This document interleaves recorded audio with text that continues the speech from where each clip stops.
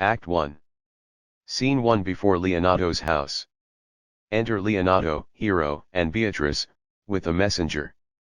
Leonato. I learn in this letter that Don Peter of Aragon comes this night to Messina. Messenger. He is very near by this, he was not 3 leagues off when I left him. Leonato. How many gentlemen have you lost in this action? Messenger. But few of any sort, and none of name. Leonato. A victory is twice itself when the achiever brings home full numbers. I find here that Don Peter hath bestowed much honor on a young Florentine called Claudio. Messenger. Much deserved on his part and equally remembered by Don Pedro. He hath borne himself beyond the promise of his age, doing, in the figure of a lamb, the feats of a lion. He hath indeed bettered expectation than you must expect of me to tell you how. Leonato. He hath an uncle here in Messina, will be very much glad of it. Messenger. I have already delivered him letters, and there appears much joy in him, even so much that joy could not show itself modest enough without a badge of bitterness. Leonato. Did he break out into tears? Messenger. In great measure. Leonato. A kind overflow of kindness, there are no faces truer than those that are so washed. How much better is it to weep at joy than to joy at weeping. Beatrice. I pray you, is Signor Mountain returned from the wars or no? Messenger. I know none of that name, lady, there was none such in the army of any sort. Leonato. What is he that you ask for, niece? Hero. My cousin means Signor Benedict of Padua. Messenger. Oh, he's returned, and as pleasant as ever he was. Beatrice.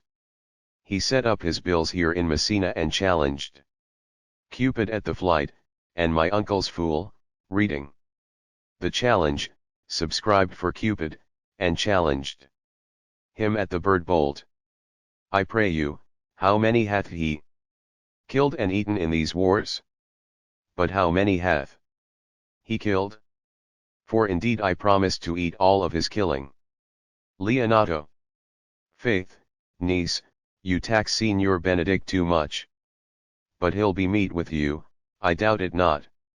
Messenger. He hath done good service, lady, in these wars. Beatrice. You had musty victual, and he hath holp to eat it. He is a very valiant trencherman, he hath an excellent stomach. Messenger. And a good soldier too, lady. Beatrice. And a good soldier to a lady, but what is he to a lord? Messenger. A lord to a lord, a man to a man, stuffed with all honorable virtues. Beatrice. It is so, indeed, he is no less than a stuffed man. But for the stuffing, well, we are all mortal. Leonato. You must not, sir, mistake my niece. There is a kind of merry war betwixt Signor Benedict and her. They never meet, but there's a skirmish of wit between them. Beatrice. Alas! He gets nothing by that. In our last conflict 4 of his 5 wits went halting off, and now is the whole man governed with one, so that if he have wit enough to keep himself warm, let him bear it for a difference between himself and his horse, for it is all the wealth that he hath left. To be known a reasonable creature. Who is his companion now? He hath every month a new sworn brother. Messenger. Is''t possible? Beatrice.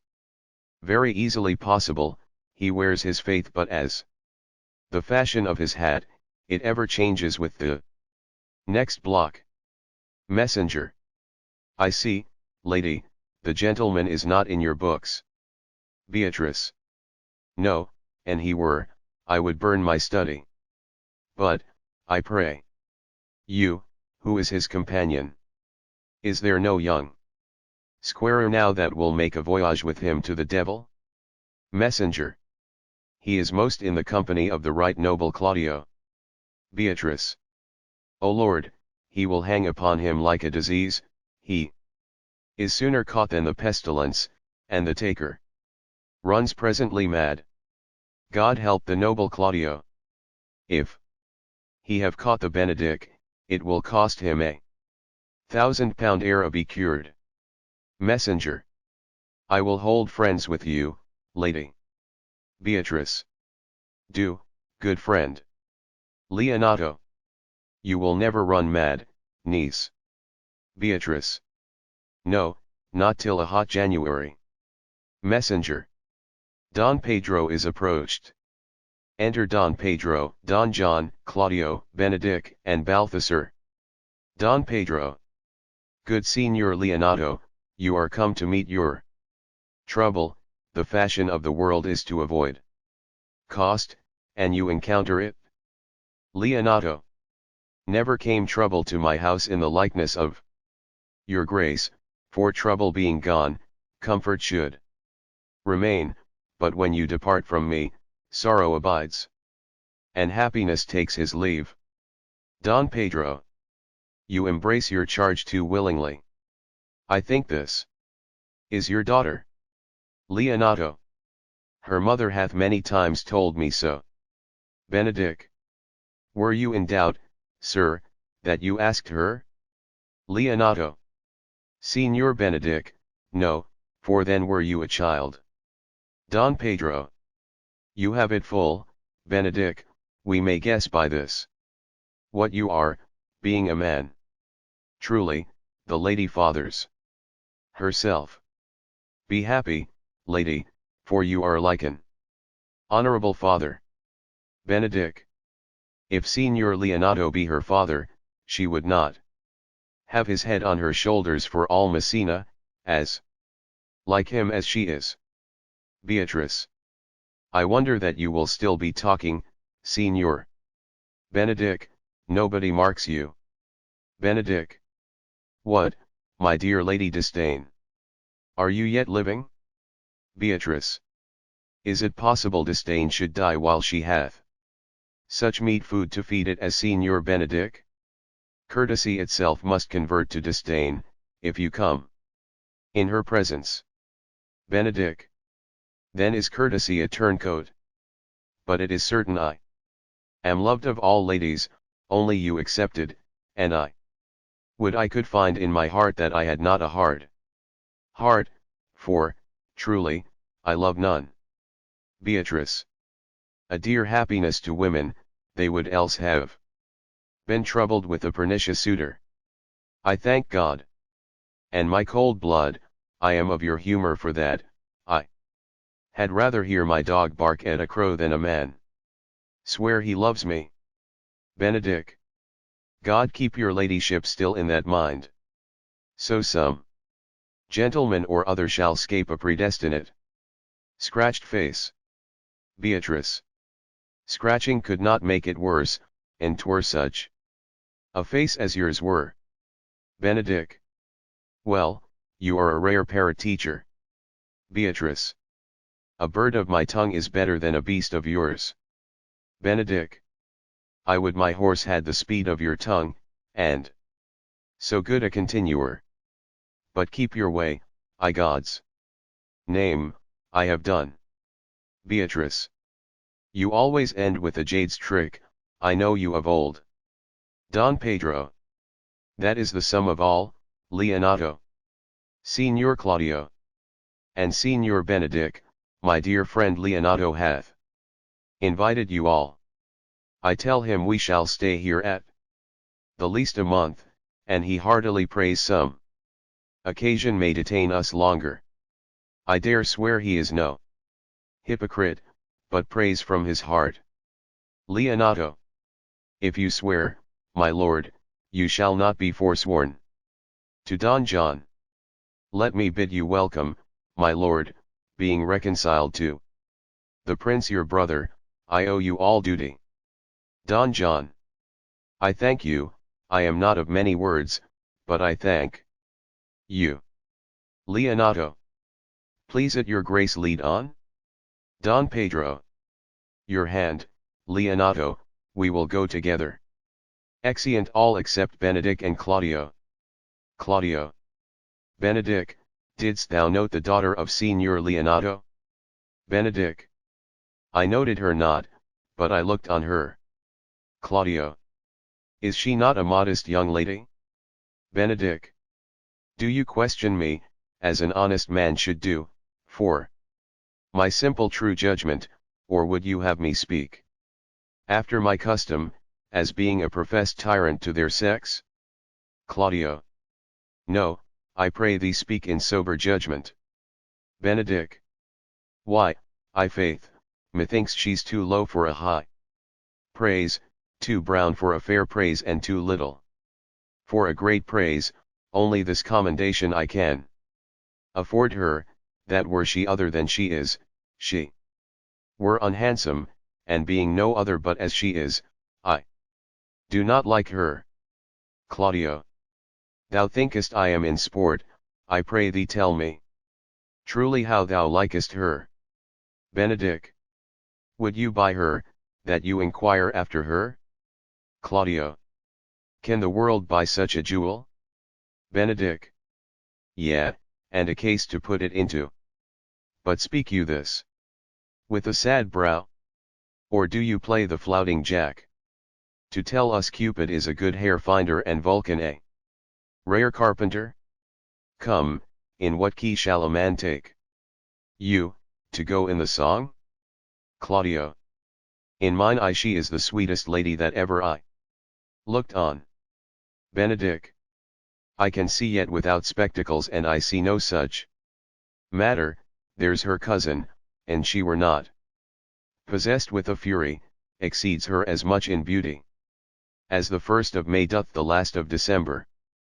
But I hope you have no intent to turn husband, have you? Claudio. I would scarce trust myself, though I had sworn the contrary, if Hero would be my wife. Benedick. Is't come to this? In faith, hath not the world one man but he will wear his cap with suspicion? Shall I never see a bachelor of 80 again? Go to, I faith, and thou wilt needs thrust thy neck into a yoke, wear the print of it and sigh away. Sundays. Look, Don Pedro is returned to seek you. Re-enter Don Pedro. Don Pedro. What secret hath held you here, that you followed not to Leonato's? Benedick. I would your grace would constrain me to tell. Don Pedro. I charge thee on thy allegiance. Benedick. You hear, Count Claudio, I can be secret as a dumb man. I would have you think so, but, on my allegiance, mark you this, on my allegiance. He is in love. With who? Now that is your grace's part. Mark how short his answer is, with Hero, Leonato's short daughter. Claudio. If this were so, so were it uttered. Benedick. Like the old tale, my lord, it is not so, nor 'twas not so, but, indeed, God forbid it should be so. Claudio. If my passion change not shortly, God forbid it should be otherwise. Don Pedro. Amen, if you love her, for the lady is very well worthy. Claudio. You speak this to fetch me in, my lord. Don Pedro.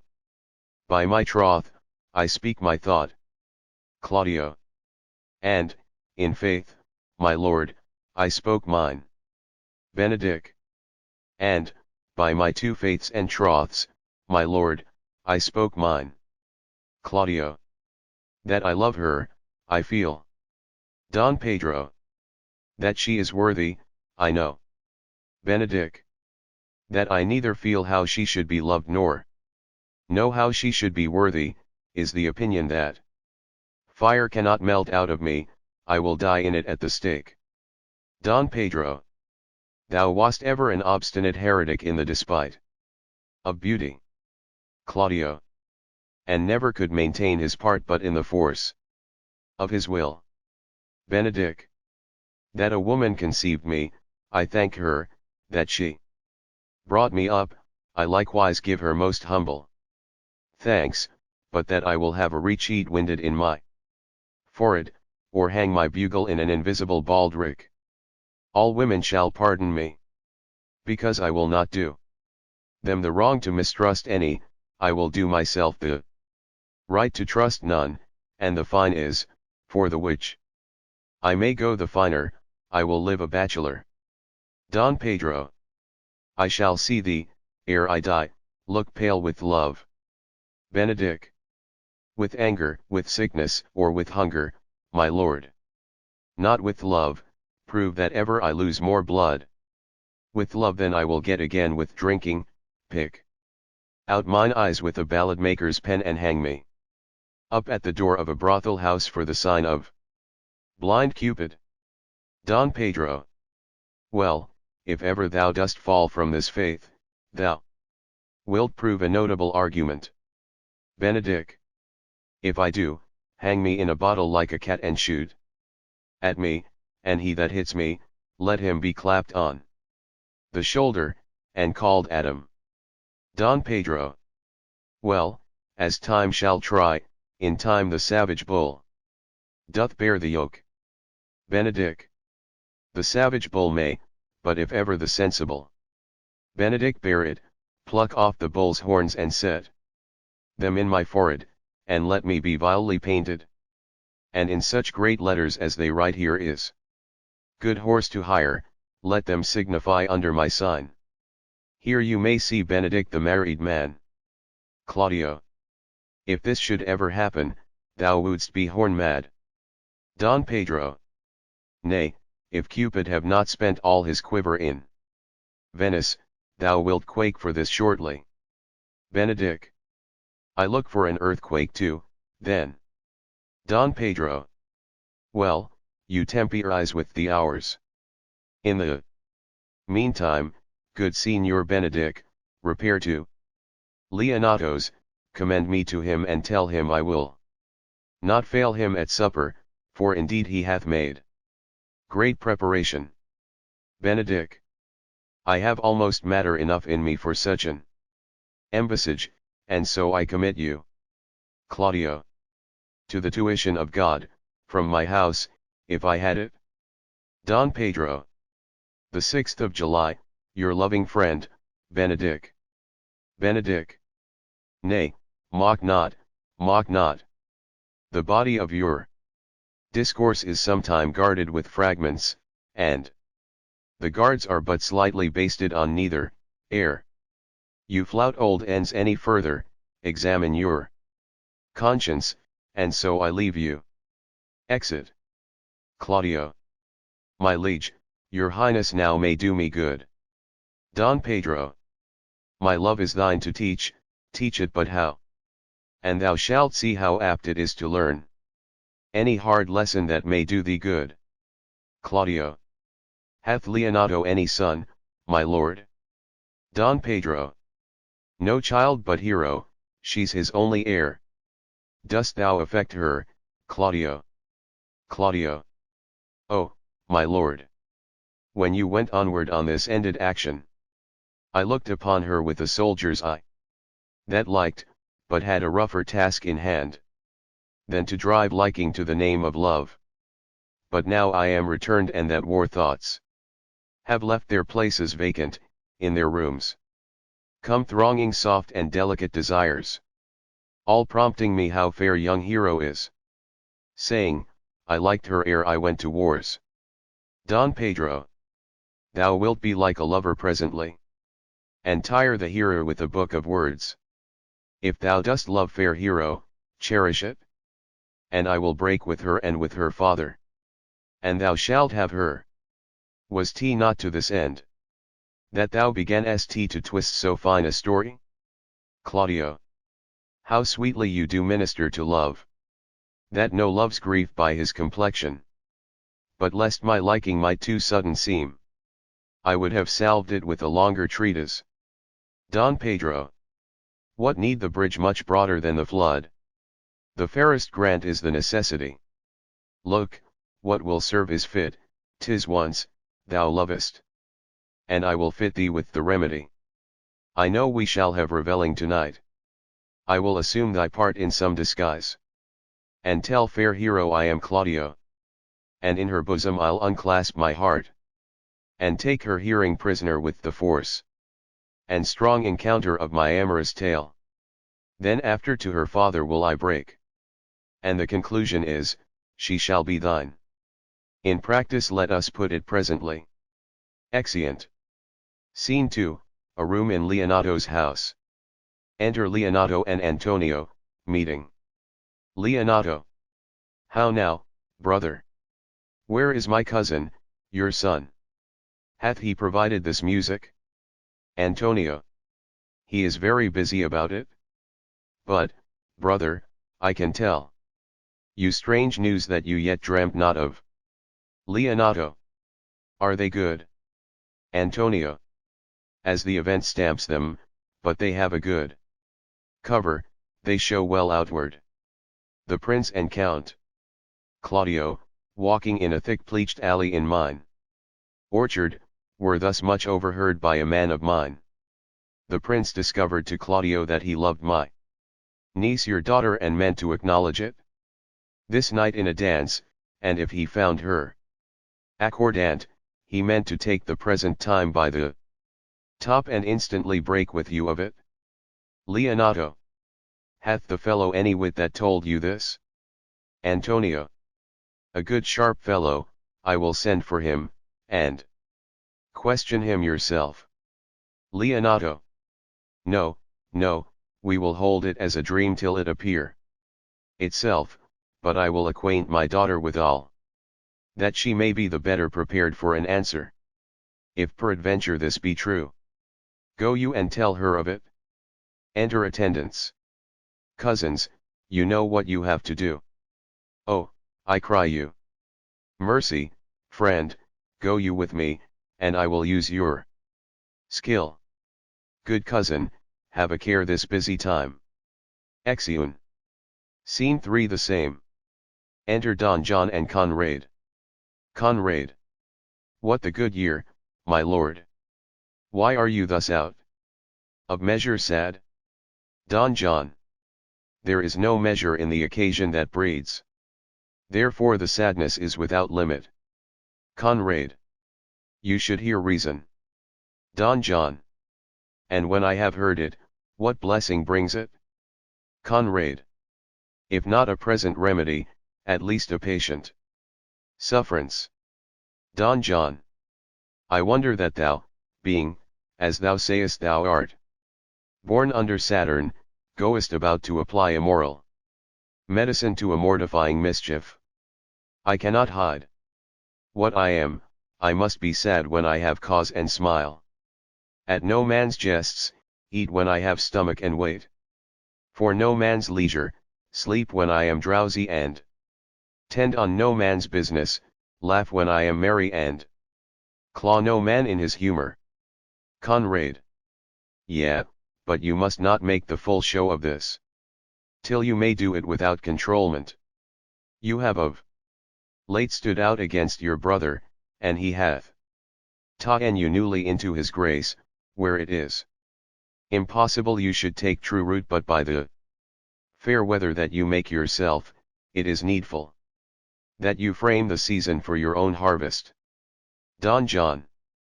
I had rather be a canker in a hedge than a rose in his grace, and it better fits my blood to be disdained of all than to fashion a carriage to rob love from any. In this, though I cannot be said to be a flattering honest man, it must not be denied. But I am a plain-dealing villain. I am trusted with a muzzle and enfranchised with a clog, therefore I have decreed not to sing in my cage. If I had my mouth, I would bite, if I had my liberty, I would do my liking. In the meantime let me be that I am and seek not to alter me. Conrade. Can you make no use of your discontent? Don John. I make all use of it, for I use it only. Who comes here? Enter Borachio. What news, Borachio? Borachio. I came yonder from a great supper, the prince your brother is royally entertained by Leonato, and I can give you intelligence of an intended marriage. Don John. Will it serve for any model to build mischief on? What is he for a fool that betroths himself to unquietness? Borachio. Mary, it is your brother's right hand. Don John. Who? The most exquisite Claudio? Borachio. Even he. Don John. A proper squire. And who? Which way looks? He. Borachio. Mary, on Hero, the daughter and heir of Leonato. Don John. A very forward march chick. How came you to this? Borachio.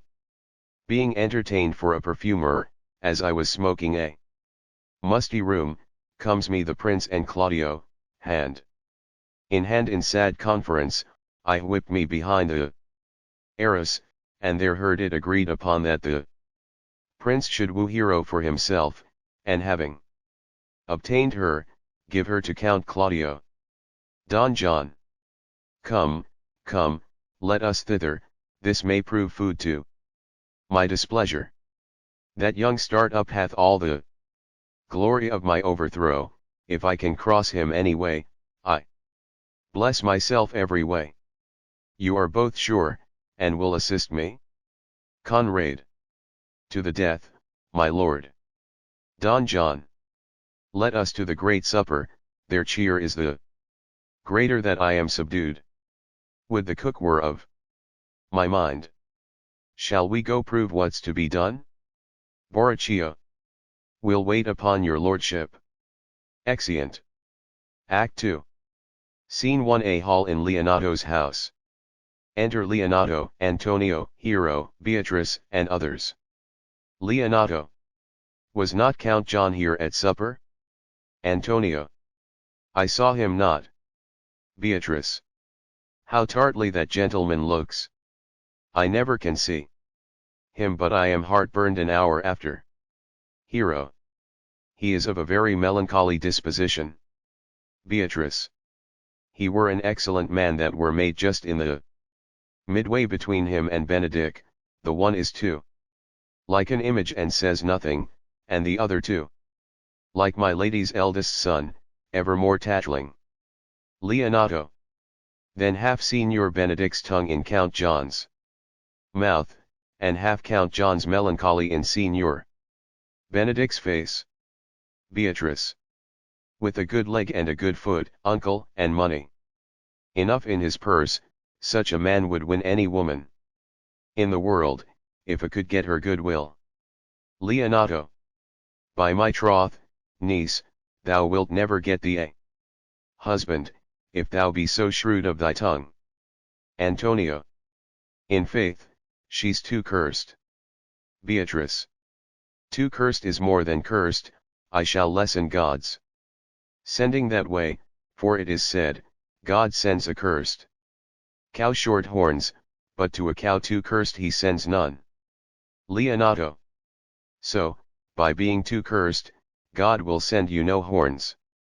Beatrice. Just, if he send me no husband, for the which blessing I am at him upon my knees every morning and evening. Lord, I could not endure a husband with a beard on his face, I had rather lie in the woolen. Leonato. You may light on a husband that hath no beard. Beatrice. What should I do with him? Dress him in my apparel, and make him my waiting gentlewoman? He that hath a beard is more than a youth, and he that hath no beard is less than a man, and he that is more than a youth is not for me, and he that is less than a man, I am not for him, therefore, I will even take sixpence in earnest of the bare ward, and lead his apes into hell. Leonato. Well, then, go you into hell? Beatrice. No, but to the gate, and there will the devil meet me, like an old cuckold, with horns on his head, and say get you to heaven, Beatrice, get you to heaven, here's no place for you made so deliver. I up my apes, and away to St. Peter for the heavens, he shows me where the bachelors sit, and there live we as merry as the day is long. Antonio. To Hero. Well, niece, I trust you will be ruled by your father. Beatrice. Yes, faith, it is my cousin's duty to make curtsy and say father, as it please you. But yet for all that, cousin, let him be a handsome fellow, or else make another curtsy and say father, as it please me. Leonato. Well, niece, I hope to see you one day fitted with a husband. Beatrice. Not till God make men of some other metal than earth. Would it not grieve a woman to be overmastered with a pierce of valiant dust? To make an account of her life to a clod of wayward marl? No, uncle, I'll none. Adam's sons are my brethren. And, truly, I hold it a sin to match in my kindred. Leonato. Daughter, remember what I told you, if the prince do solicit you in that kind, you know your answer. Beatrice. The fault will be in the music, cousin, if you be not wooed in good time. If the prince be too important, tell him there is measure in everything. And so dance out the answer. For, hear me, hero. Wooing, wedding, and repenting, is as a Scotch jig.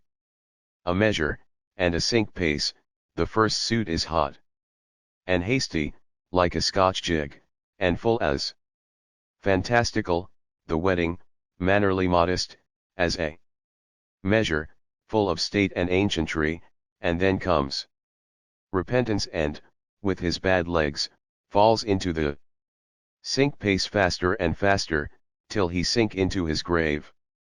Leonato. Cousin, you apprehend passing shrewdly. Beatrice. I have a good eye, uncle, I can see a church by daylight. Leonato. The revellers are entering, brother, make good room. All put on their masks. Enter Don Pedro, Claudio, Benedict, Balthasar, Don John, Borachio, Margaret, Ursula, and others, masked. Don Pedro. Lady, will you walk about with your friend? Hero. So you walk softly and look sweetly and say nothing.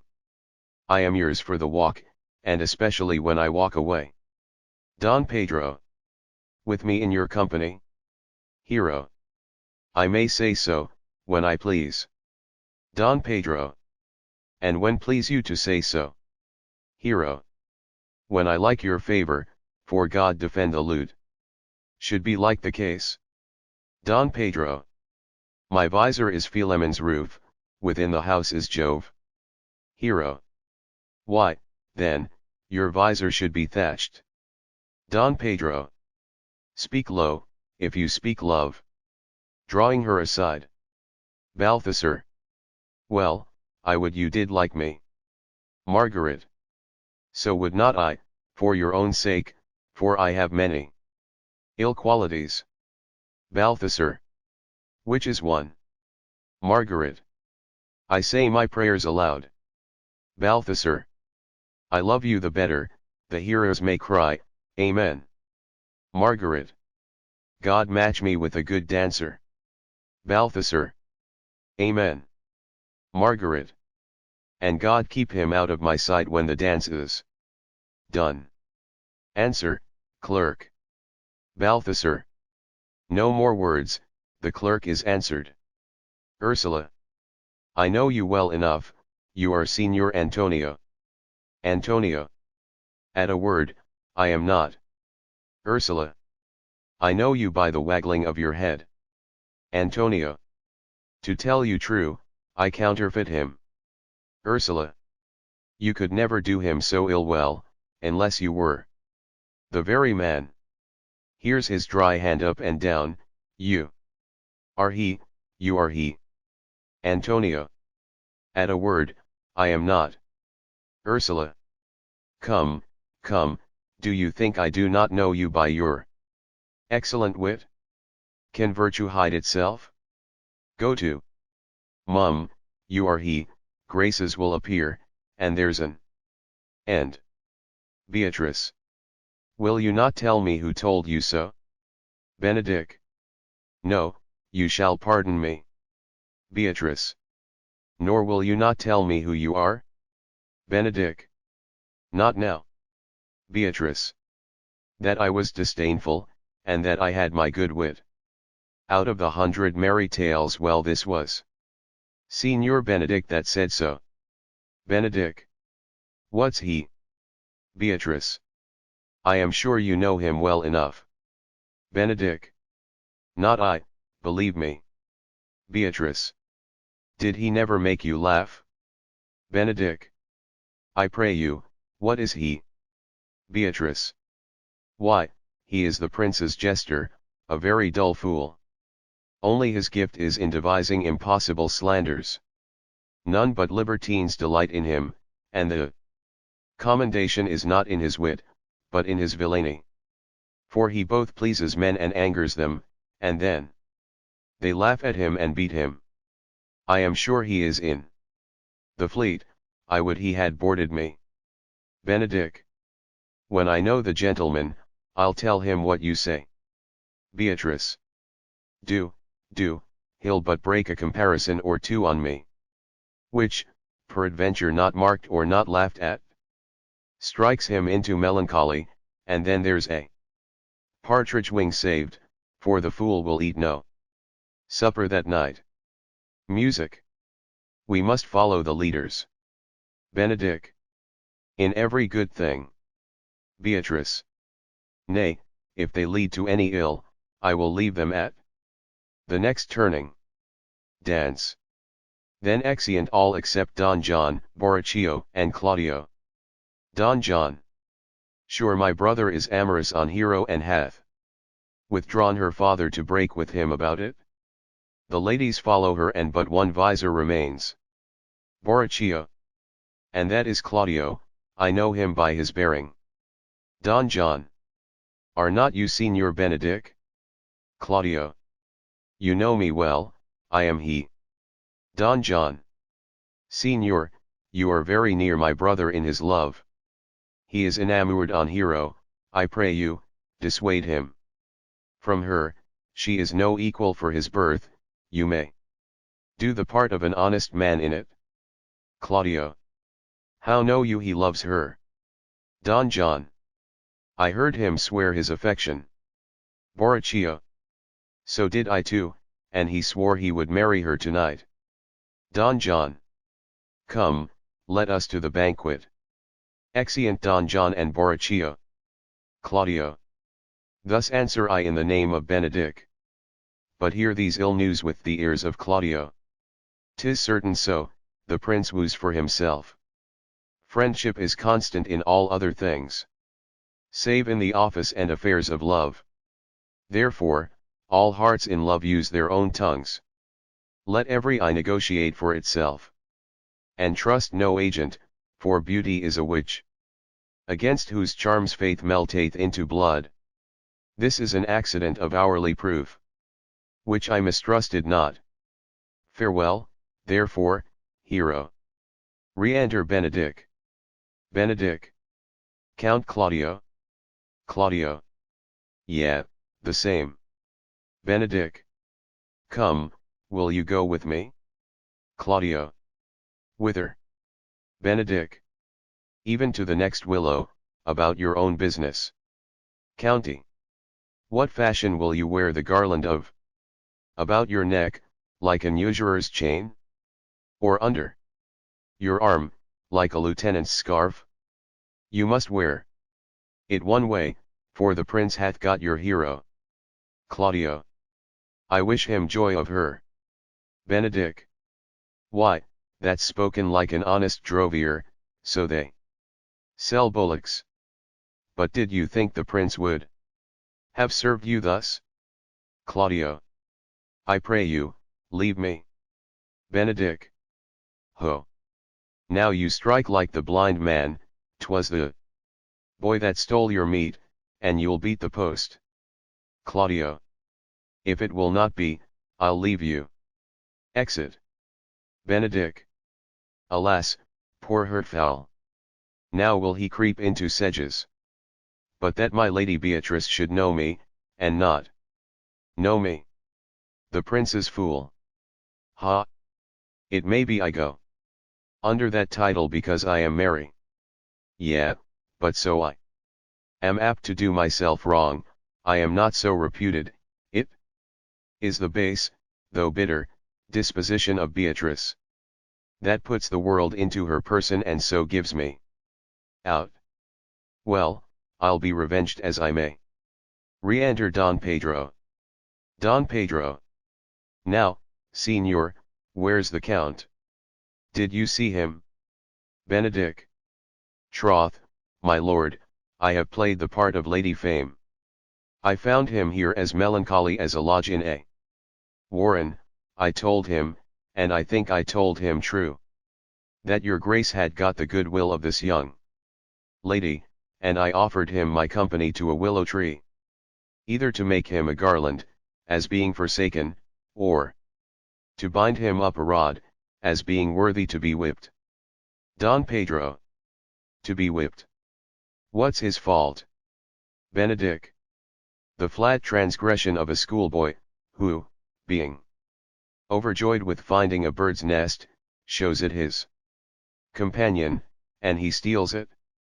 Don Pedro. Wilt thou make a trust a transgression? The transgression is in the stealer. Benedick. Yet it had not been amiss the rod had been made. And the garland too, for the garland he might have worn himself, and the rod he might have bestowed on you, who, as I take it, have stolen his bird's nest. Don Pedro. I will but teach them to sing, and restore them to the owner. Benedick. If their singing answer your saying, by my faith, you say honestly. Don Pedro. The lady Beatrice hath a quarrel to you. The gentleman that danced with her told her she is much wronged by you. Benedick. Oh, she misused me past the endurance of a block. An oak but with one green leaf on it would have answered her. My very visor began to assume life and scold with her. She told me, not thinking I had been myself, that I was the prince's jester, that I was duller than a great thaw, huddling jest upon jest, with such impossible conveyance upon me that I stood like a man at a mark, with the whole army shooting at me. She speaks poniards, and every word stabs. If her breath were as terrible as her terminations, there were no living near her, she would infect to the North Star. I would not marry her, though she were endowed with all that Adam bad left him before he transgressed. She would have made Hercules have turned spit, yea, and have cleft his club to make the fire too. Come, talk not of her, you shall find her the infernal eight in good apparel. I would to God some scholar would conjure her, for certainly, while she is here, a man may live as quiet in hell as in a sanctuary, and people sin upon purpose, because they would go thither. So, indeed, all disquiet, horror, and perturbation follows her. Don Pedro. Look, here she comes. Enter Claudio, Beatrice, Hero, and Leonato. Benedick. Will your grace command me any service to the world's end? I will go on the slightest errand now. To the antipodes that you can devise to send me on.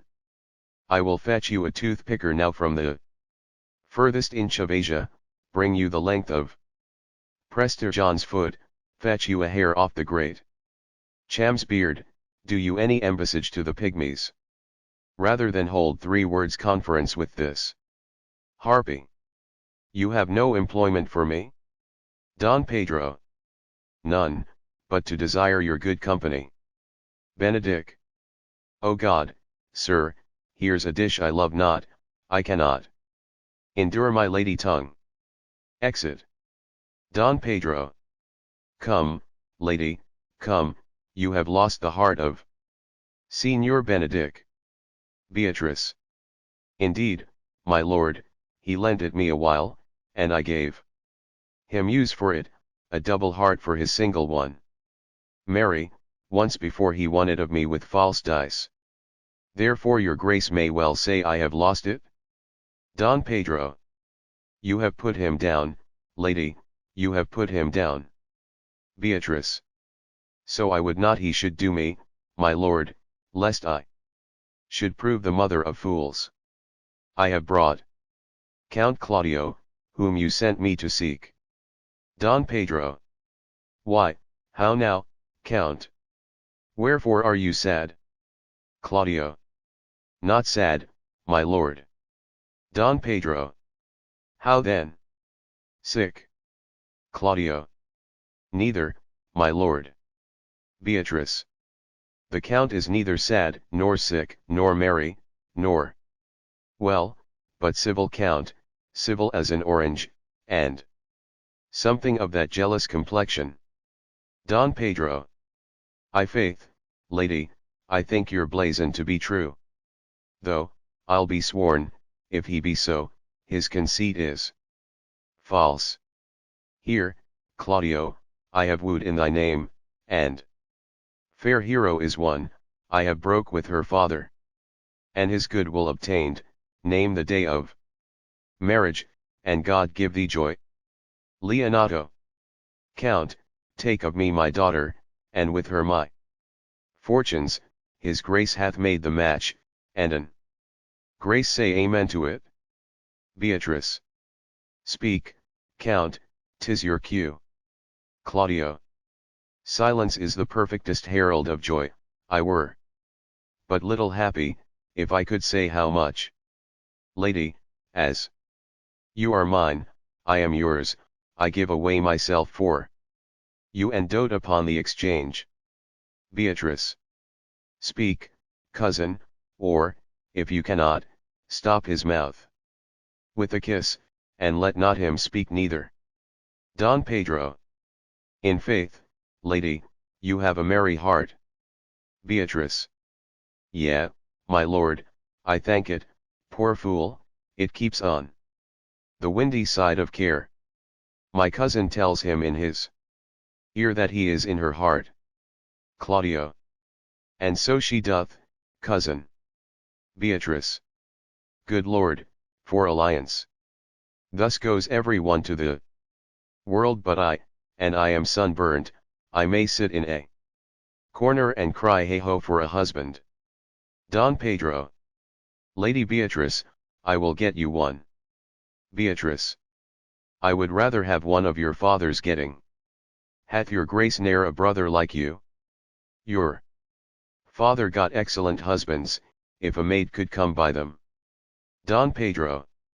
Will you have me, lady? Beatrice. No, my lord, unless I might have another for working days, your grace is too costly to wear every day. But, I beseech your grace, pardon me, I was born to speak all mirth and no matter. Don Pedro. Your silence most offends me, and to be merry best becomes you, for, out of question, you were born in a merry hour. Beatrice. No, sure, my lord, my mother cried, but then there was a star danced, and under that was I born. Cousins, God give you joy. Leonato.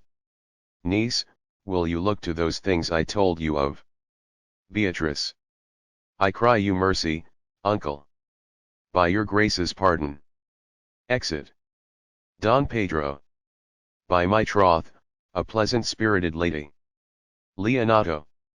There's little of the melancholy element in her, my lord, she is never sad but when she sleeps, and not ever sad then, for I have heard my daughter say, she hath often dreamed of unhappiness and waked herself with laughing.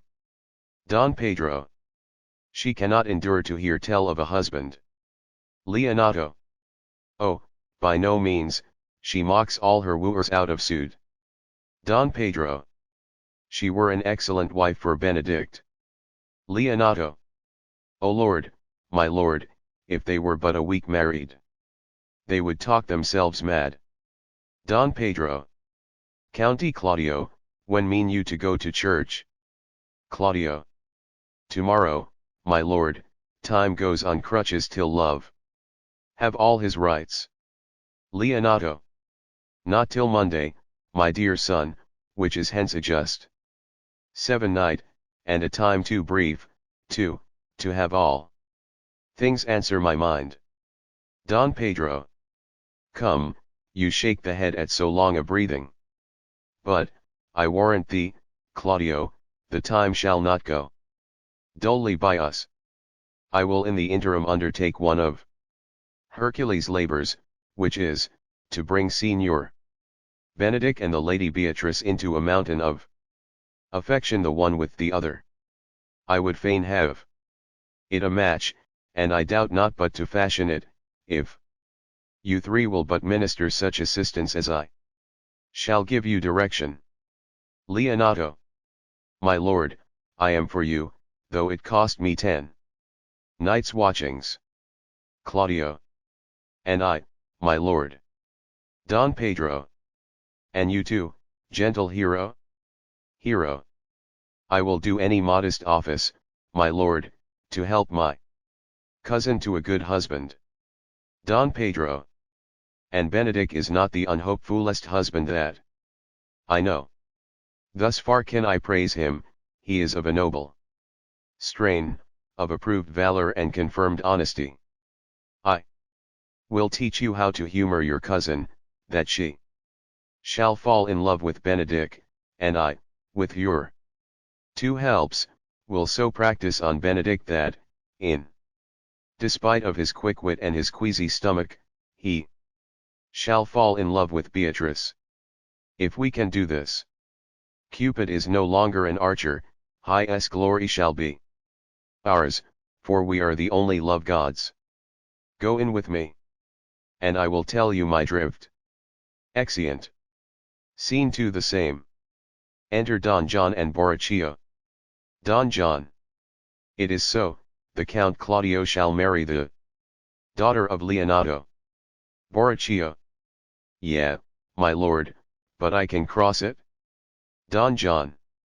Any bar, any cross, any impediment will be medicinable to me, I am sick in displeasure to him. And whatsoever comes athwart his affection ranges evenly with mine. How canst thou cross this marriage? Borachio. Not honestly, my lord, but so covertly that no dishonesty shall appear in me. Don John. Show me briefly how. Borachio. I think I told your lordship a year since, how much I am in the favor of Margaret, the waiting gentlewoman to Hero. Don John. I remember. Borachio. I can, at any unseasonable instant of the night, appoint her to look out at her lady's chamber window.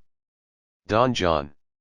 What life is in that, to be the death of this marriage? Borachio. The poison of that lies in you to temper. Go you to the prince your brother, spare not to tell him that he hath wronged his honor in marrying the renowned Claudio, whose estimation do you mightily hold, up to a contaminated stale, such a one as Hero. Don John. What proof shall I make of that? Borachio. Proof enough to misuse the prince, to vex Claudio, to undo Hero and kill Leonato. Look you for any other issue? Don John. Only to despite them, I will endeavor anything. Borachio. Go, then, find me a meet hour to draw Don Pedro and the Count Claudio alone, tell them that you know That hero loves me, intend a kind of zeal both to the prince and Claudio, as in love of your brothers. Honor, who hath made this match, and his friends. Reputation, who is thus like to be cozened with the semblance of a maid that you have discovered. Thus, they will scarcely believe this without trial. Offer them instances, which shall bear no less likelihood than to see me at her chamber window. Hear me call Margaret hero, hear Margaret term me Claudio, and bring them to see this the very night before the intended wedding, for in the meantime I will so fashion the matter that hero shall be absent, and there shall appear such seeming truth of hero's disloyalty that jealousy shall be called assurance, and all the preparation overthrown. Don John. Grow this to what adverse issue it can, I will put it in practice. Be cunning in the working this, and thy fee is 1,000 ducats. Borachio. Be you constant in the accusation, and my cunning shall not shame me. Don John. I will presently go learn their day of marriage. Exeunt. Scene 3, Leonato's orchard. Enter Benedick. Benedick. Boy. Enter boy.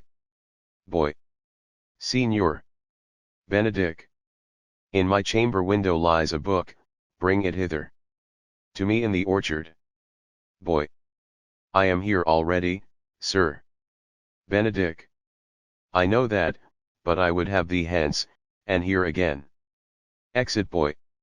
I do much wonder that one man, seeing how much another man is a fool when he dedicates his behaviors to love, will, after he hath laughed at such shallow follies in others, become the argument of his own scorn by failing in love, and such a man is Claudio. I have known when there was no music with him but the drum and the fife, and now had he rather hear the tabor and the pipe.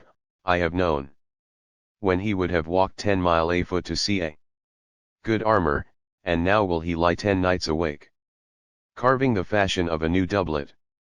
He was wont to speak plain and to the purpose, like an honest man and a soldier, and now is he turned orthography. His words are a very fantastical banquet, just so many strange dishes. May I be so converted and see with these eyes? I cannot tell, I think not, I will not be sworn, but love may transform me to an oyster, but I'll take my oath on it, till he have made an oyster of me, he shall never make me such a fool.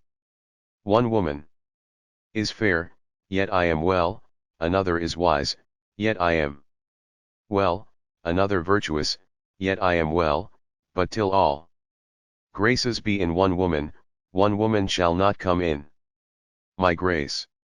Rich she shall be, that's certain, wise or I'll none, virtuous, or I'll never cheapen her.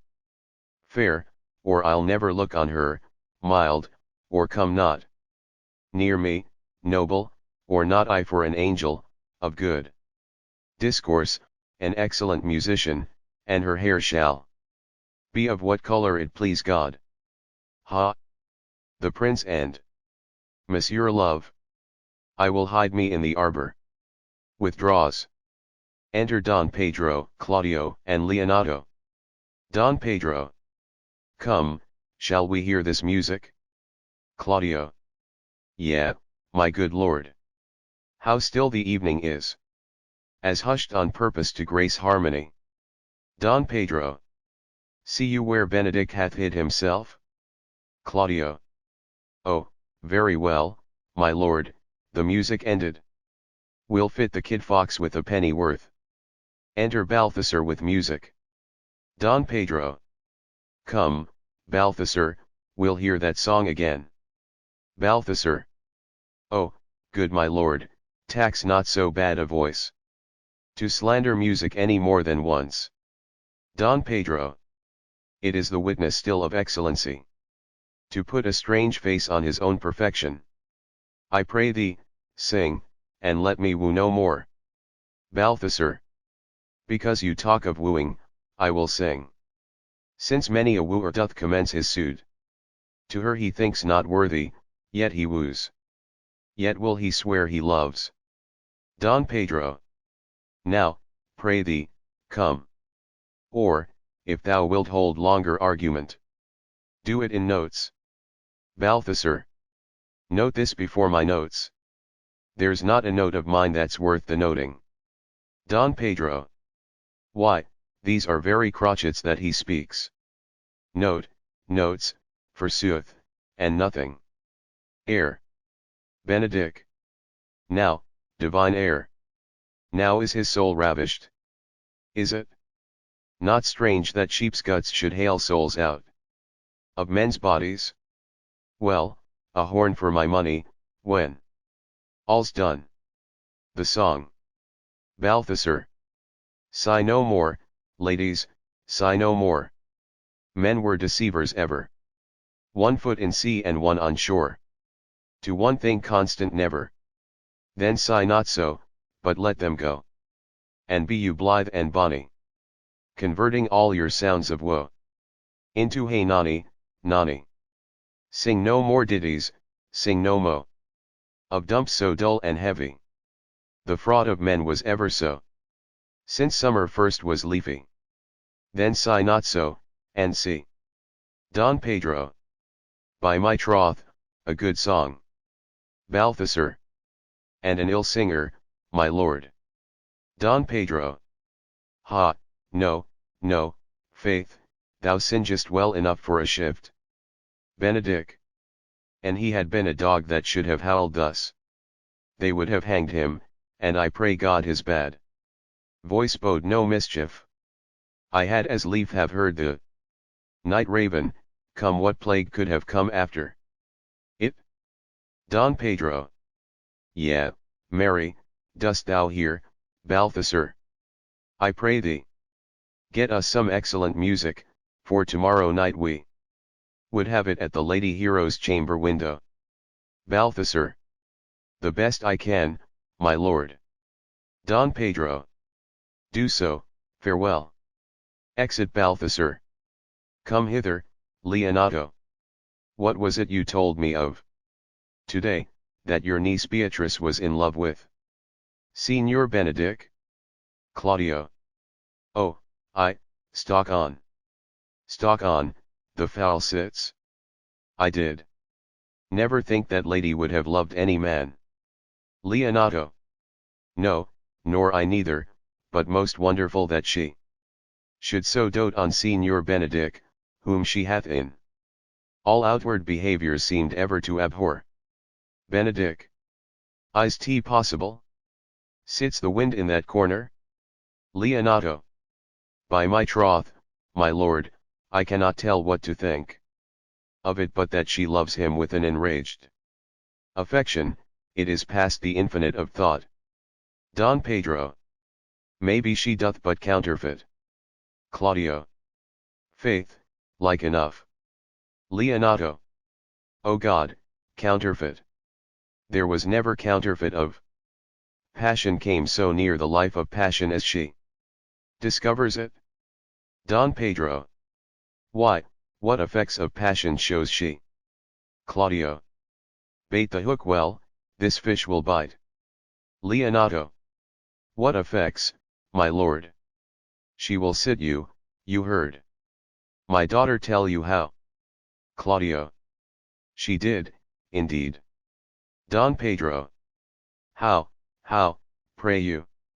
You amaze me, I would have I thought her spirit had been invincible against all assaults of affection. Leonato.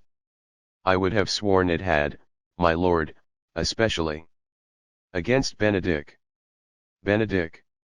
I should think this a gull, but that the white-bearded fellow speaks it, knavery cannot sure hide himself in such reverence. Claudio. He hath taught and the infection, hold it up. Don Pedro. Hath she made her affection known to Benedict? Leonato. No, and swears she never will, that's her torment. Claudio. 'Tis true, indeed, so your daughter says. Shall I, says she, that have so oft encountered him with scorn, write to him that I love him? Leonato. This says she now when she is beginning to write to him, for she'll be up 20 times a night, and there will she sit in her smock till she have writ a sheet of paper. My daughter tells us all. Claudio. Now you talk of a sheet of paper, I remember a pretty jest your daughter told us of. Leonato. Oh, when she had writ it and was reading it over, she found Benedict and Beatrice between the sheet? Claudio. That. Leonato. Oh, she tore the letter into 1,000 halfpence. Railed at herself, that she should be so immodest. To write to one that she knew would flout her. I measure him, says she, by my own spirit, for I should flout him, if he writ to me, yea, though I love him, I should. Claudio. Then down upon her knees she falls, weeps, sobs, beats her heart, tears her hair, prays, curses, oh, sweet Benedict. God give me patience. Leonato. She doth indeed, my daughter says so, and the ecstasy hath so much overborne her that my daughter is sometime afeard she will do a desperate outrage to herself. It is very true. Don Pedro. It were good that Benedict knew of it by some other, if she will not discover it. Claudio. To what end? He would make but a sport of it and torment the poor lady worse. Don Pedro. And he should, it were an alms to hang him. She's an excellent sweet lady, and, out of all suspicion, she is virtuous. Claudio. And she is exceeding wise. Don Pedro. In everything but in loving Benedict. Leonato. Oh, my lord, wisdom and blood combating in so tender a body, we have 10 proofs to one that blood hath the victory. I am sorry for her, as I have just cause, being her uncle and her guardian. Don Pedro. I would she had bestowed this dotage on me, I would have daffed all other respects and made her half myself. I pray you, tell Benedict of it, and hear what I will say. Leonato. Were it good, think you? Claudio. Hero thinks surely she will die, for she says she will die, if he love her not, and she will die, ere she make her love known, and she will die, if he woo her, rather than she will bate one breath of her accustomed crossness. Don Pedro. She doth well, if she should make tender of her love. 'Tis very possible he'll scorn it, for the man, as you know all, hath a contemptible spirit. Claudio. He is a very proper man. Don Pedro. He hath indeed a good outward happiness. Claudio. Before God. And, in my mind, very wise. Don Pedro. He doth indeed show some sparks that are like wit.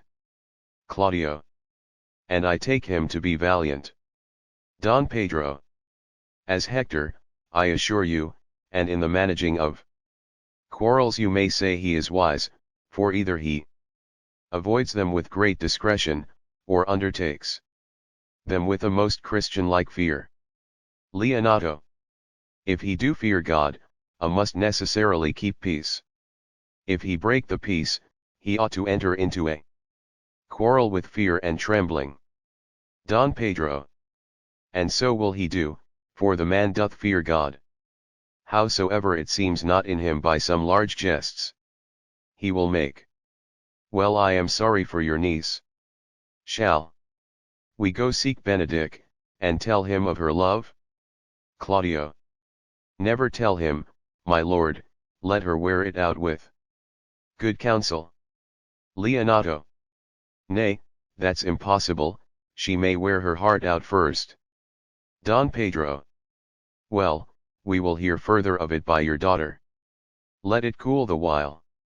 I love Benedick well, and I could wish he would modestly examine himself, to see how much he is unworthy so good a lady. Leonato.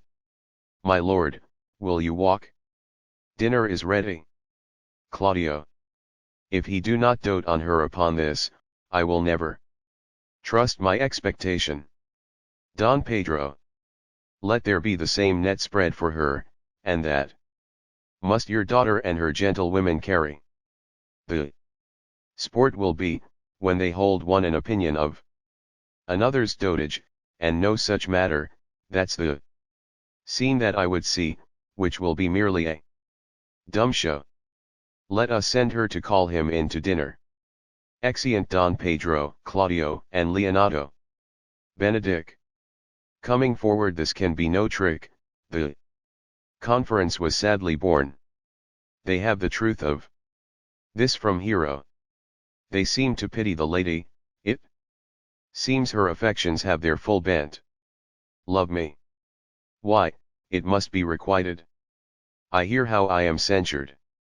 They say I will bear myself proudly, if I perceive the love come from her, they say too that she will rather die than give any sign of affection. I did never think to marry, I must not seem proud, happy. Are they that hear their detract ions and can put them to mending? They say the lady is fair, 'tis a truth, I can bear them witness, and virtuous, 'tis so, I cannot reprove it, and wise, but for loving me, by my troth, it is no addition to her wit, nor no great argument of her folly, for I will be horribly in love with her. I may chance have some odd quirks and remnants of wit broken on me, because I have railed so long against marriage, but doth not the appetite alter? A man loves the meat in his youth that he cannot endure in his age. Shall quips and sentences and these paper bullets of the brain awe a man from the career of his humor? No, the world must be peopled. When I said I would die a bachelor, I did not think I should live till I were married. Here comes Beatrice. By this day, she's a fair lady, I do spy some marks of love in her. Enter Beatrice. Beatrice. Against my will I am sent to bid you come in to dinner. Benedick. Fair Beatrice, I thank you for your pains. Beatrice. I took no more pains for those thanks than you take pains to thank me. If it had been painful, I would not have come. Benedick. You take pleasure then in the message? Beatrice. Yeah, just so much as you may take upon a knife's point and choke a dog withal. You have no stomach.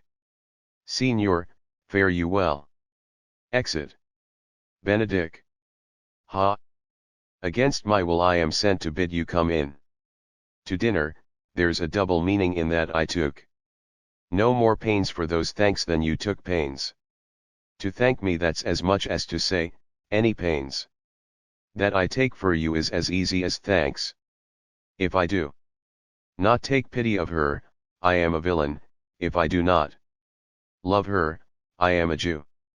I will go get her picture. Exit. Act 3. Scene 1. Leonato's garden. Enter Hero, Margaret, and Ursula. Hero. Good Margaret, run thee to the parlor. There shalt thou find my cousin Beatrice proposing with the prince and Claudio. Whisper her ear and tell her, I and Ursula walk in the orchard and our whole discourse is all of her. Say that thou overheard us, and bid her steal into the pleached bower, where honeysuckles, ripened by the sun. Forbid the sun to enter, like favorites made proud by princes, that advance their pride. Against that power that bred it, there will she hide her. To listen our purpose. This is thy office. Bear thee well in it and leave us alone. Margaret. I'll make her come, I warrant you, presently. Exit. Hero. Now, Ursula, when Beatrice doth come, as we do trace this alley up and down, our talk must only be of Benedick. When I do name him, let it be thy part to praise him more than ever man did merit. My talk to thee must be how Benedick is sick in love with Beatrice. Of this matter is little Cupid's crafty arrow made, that only wounds by hearsay. Enter Beatrice, behind. Now begin. For look where Beatrice, like a lapwing, runs close by the ground, to hear our conference. Ursula. The pleasant angling is to see the fish cut with her golden oars the silver stream, and greedily devour the treacherous bait. So angle we for Beatrice, who even now is couched in the woodbine coverture. Fear you not my part of the dialogue. Hero. Then go we near her, that her ear lose nothing of the false sweet bait that we lay for it. Approaching the bower. No, truly, Ursula, she is too disdainful. I know her spirits are as coy and wild as haggards of the rock. Ursula. But are you sure that Benedick loves Beatrice so entirely? Hero. So says the prince and my new trothed lord. Ursula. And did they bid you tell her of it, madam? Hero. They did entreat me to acquaint her of it. But I persuaded them, if they loved Benedick, to wish him wrestle with affection, and never to let Beatrice know of it.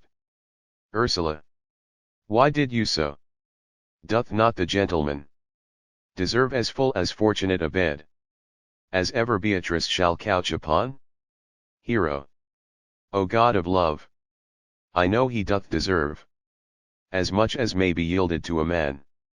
But nature never framed a woman's heart of prouder stuff than that of Beatrice.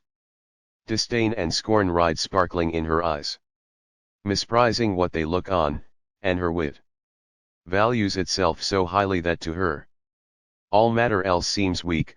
She cannot love, nor take no shape nor project of affection. She is so self-endeared. Ursula. Sure, I think so.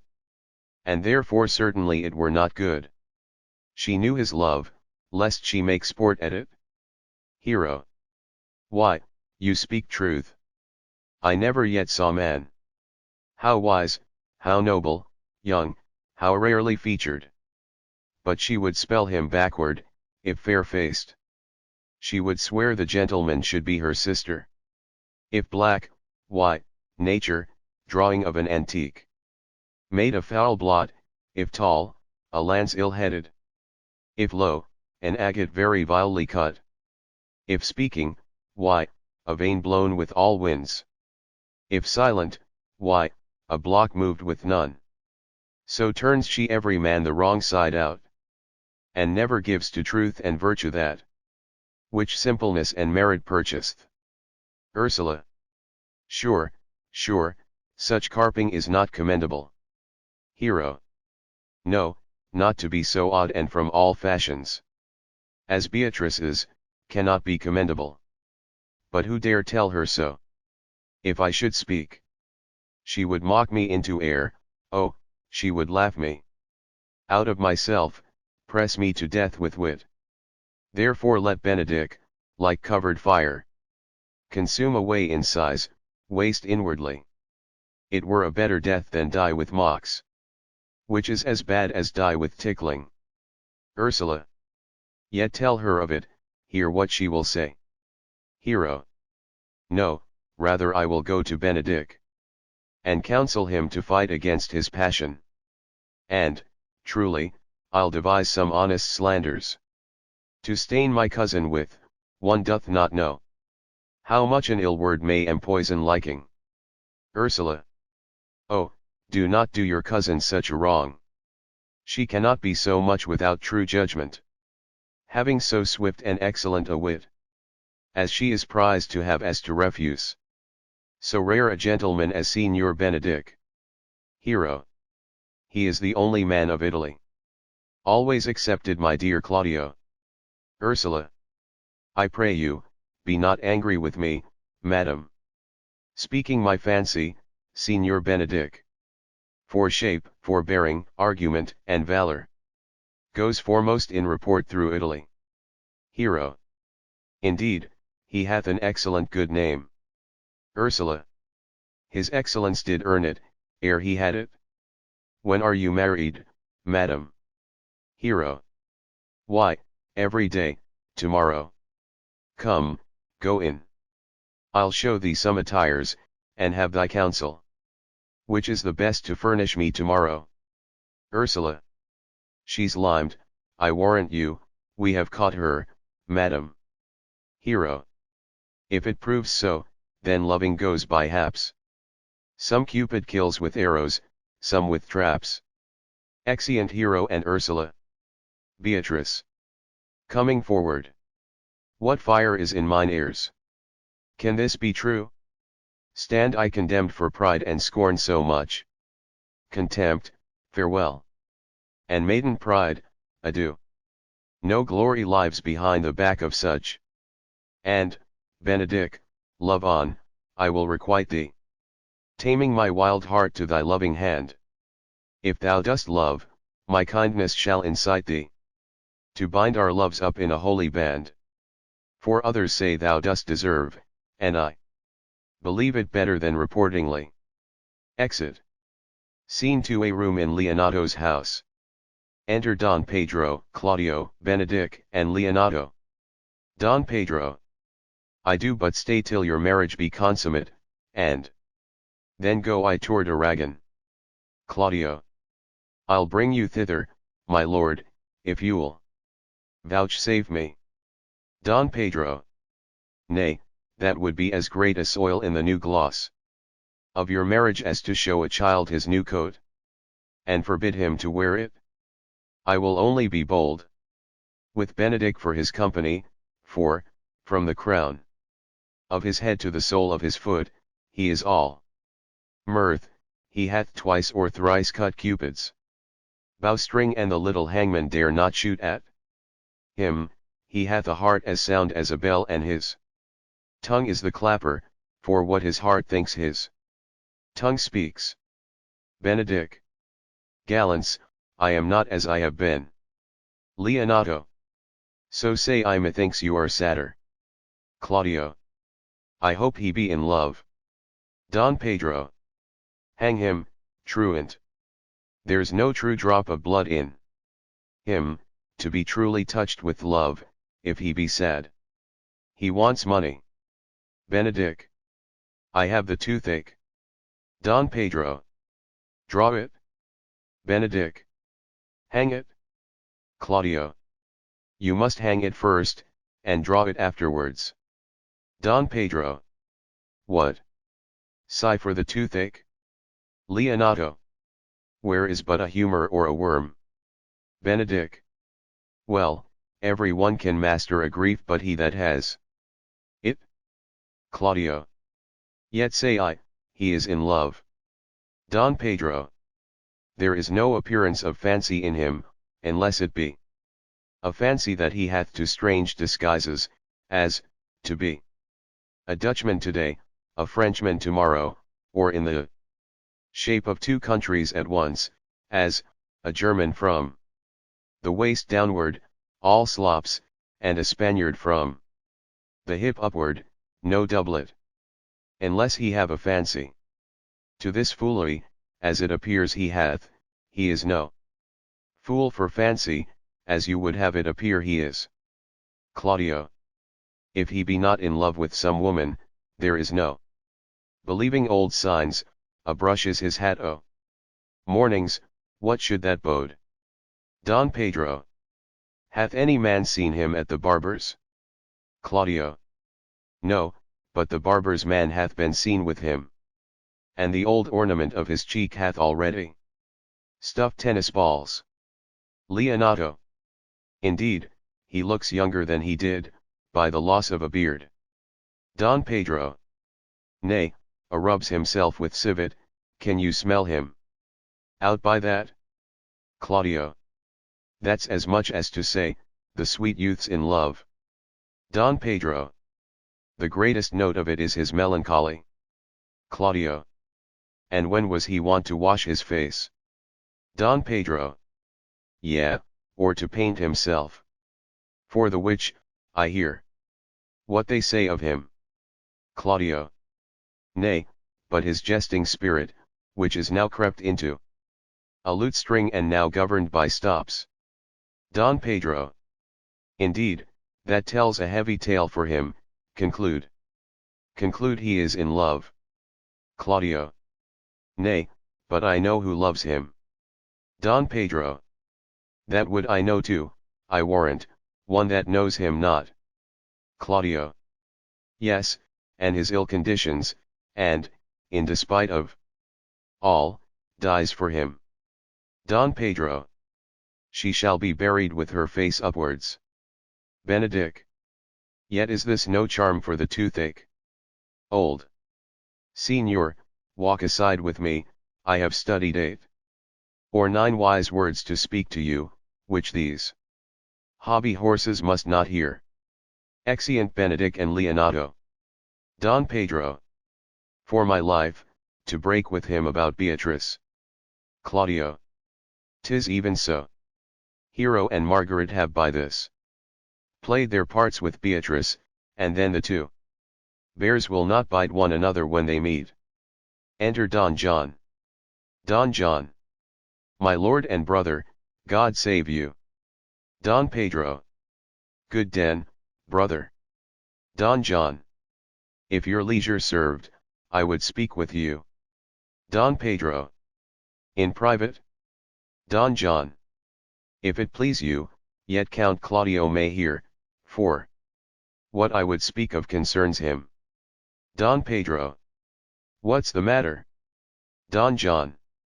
To Claudio means your lordship to be married tomorrow. Don Pedro. You know he does. Don John. I know not that, when he knows what I know. Claudio. If there be any impediment, I pray you discover it. Don John. You may think I love you not, let that appear hereafter, and aim better at me by that I now will manifest. For my brother, I think he holds you well, and in dearness of heart hath hold to effect your ensuing marriage, surely suit ill spent and labor ill bestowed. Don Pedro. Why, what's the matter? Don John.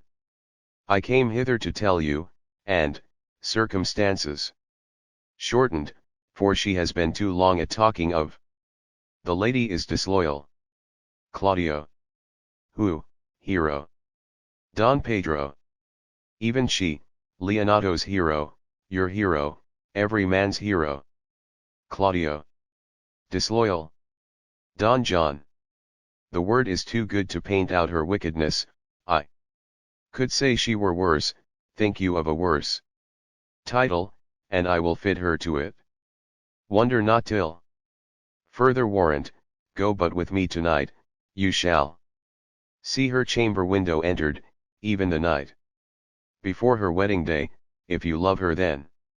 Tomorrow wed her, but it would better fit your honor to change your mind. Claudio. May this be so?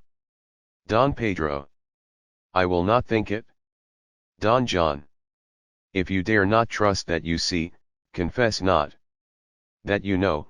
If you will follow me, I will show you enough, and when you have seen more and heard more, proceed accordingly. Claudio. If I see anything tonight why I should not marry her tomorrow in the congregation, where I should wed, there will I shame her. Don Pedro. And, as I would for thee to obtain her, I will join with thee to disgrace her. Don John. I will disparage her no farther till you are my witnesses, bear it coldly but till midnight, and let the issue show itself. Don Pedro. O day untowardly turned. Claudio. O mischief strangely thwarting. Don John. O plague right well prevented. So will you say when you have seen the sequel. Exeunt. Scene 3A Street. Enter Dogberry and Verges with the watch. Dogberry. Are you good men and true? Verges. Yeah, or else it were pity but they should suffer. Salvation, body and soul. Dogberry. Nay, that were a punishment too good for them, if they should have any allegiance in them, being chosen for the prince's watch. Verges. Well, give them their charge, neighbor Dogberry. Dogberry. First, who think you the most desertless man to be? Constable. First watchman. Huatekake, sir, or George C. Cole, for they can write and read. Dogberry. Come hither, neighbor C. Cole. God hath blessed you with a good name, to be a well-favored man is the gift of fortune, but to write and read comes by nature. Second watchman. Both which, Master Constable. Dogberry. You have, I knew it would be your answer. Well. For your favor, sir, why, give God thanks, and make no boast of it, and for your writing and reading. Let that appear when there is no need of such vanity. You are thought here to be the most senseless and fit man for the constable of the watch, therefore bear you the lantern. This is your charge, you shall comprehend all vagrom men, you are to bid any man stand, in the prince's name. Second watchman. How if a will not stand? Dogberry. Why, then, take no note of him, but let him go, and presently call the rest of the watch together and thank God you are rid of a knave. Verges. If he will not stand when he is bidden, he is none of the prince's subjects. Dogberry. True, and they are to meddle with none but the prince's subjects. You shall also make no noise in the streets, for the watch to babble and to talk is most tolerable and not to be endured. Watchman. We will rather sleep than talk, we know what belongs to a watch. Dogberry. Why, you speak like an ancient and most quiet watchman, for I cannot see how sleeping should offend, only, have a care that your bills be not stolen. Well, you are to call at all the alehouses, and bid those that are drunk get them to bed. Watchman. How if they will not? Dogberry. Why, then, let them alone till they are sober, if they make you not then the better answer, you may say they are not the men you took them for. Watchman. Well, sir. Dogberry. If you meet a thief, you may suspect him, by virtue of your office, to be no true man, and, for such kind of men, the less you meddle or make with them, why the more is for your honesty. Watchman. If we know him to be a thief, shall we not lay hands on him?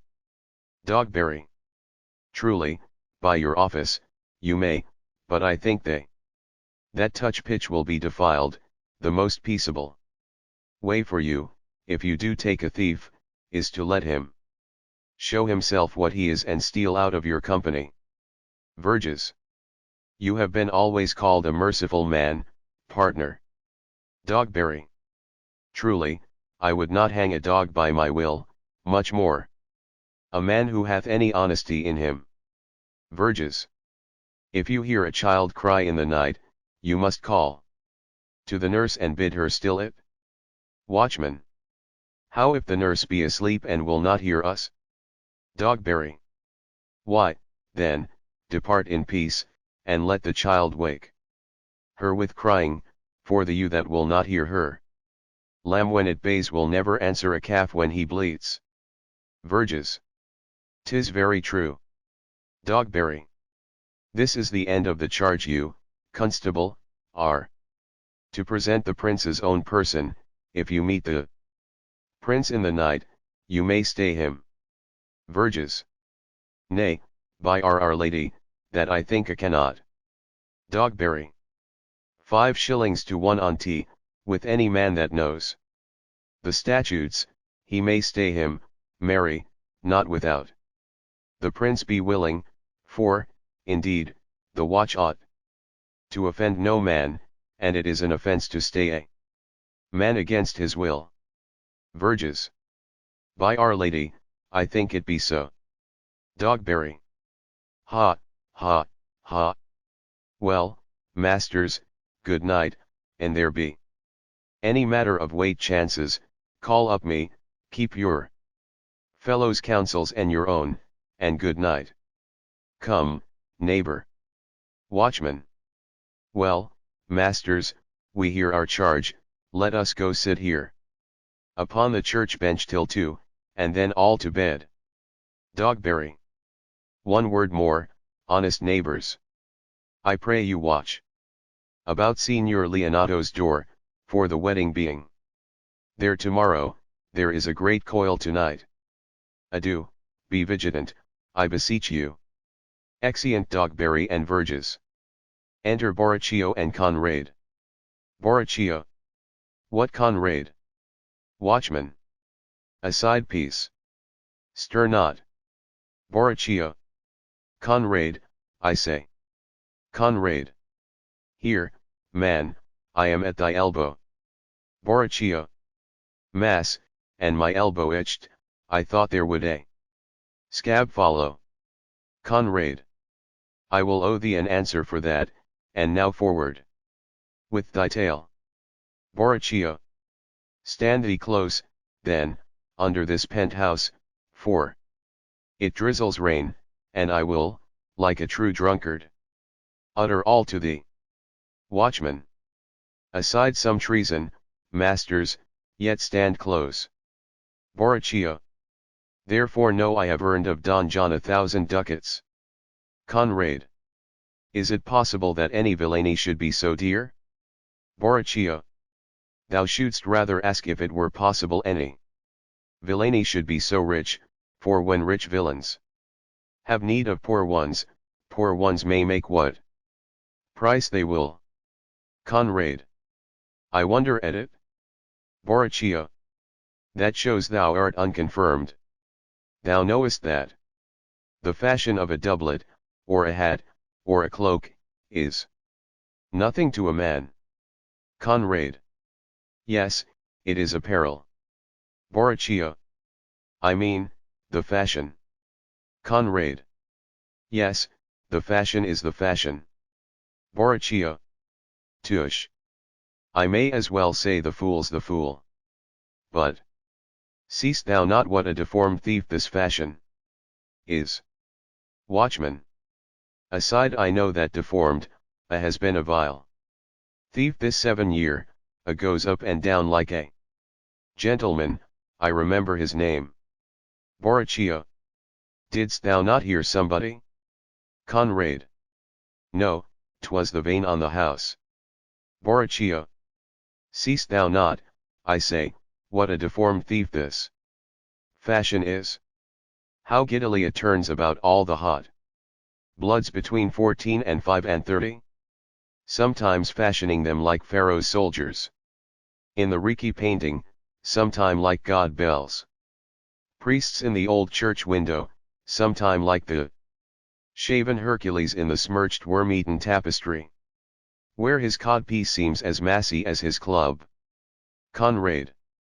All this I see, and I see that the fashion wears out more apparel than the man. But art not thou thyself giddy with the fashion too, that thou hast shifted out of thy tale into telling me of the fashion? Borachio.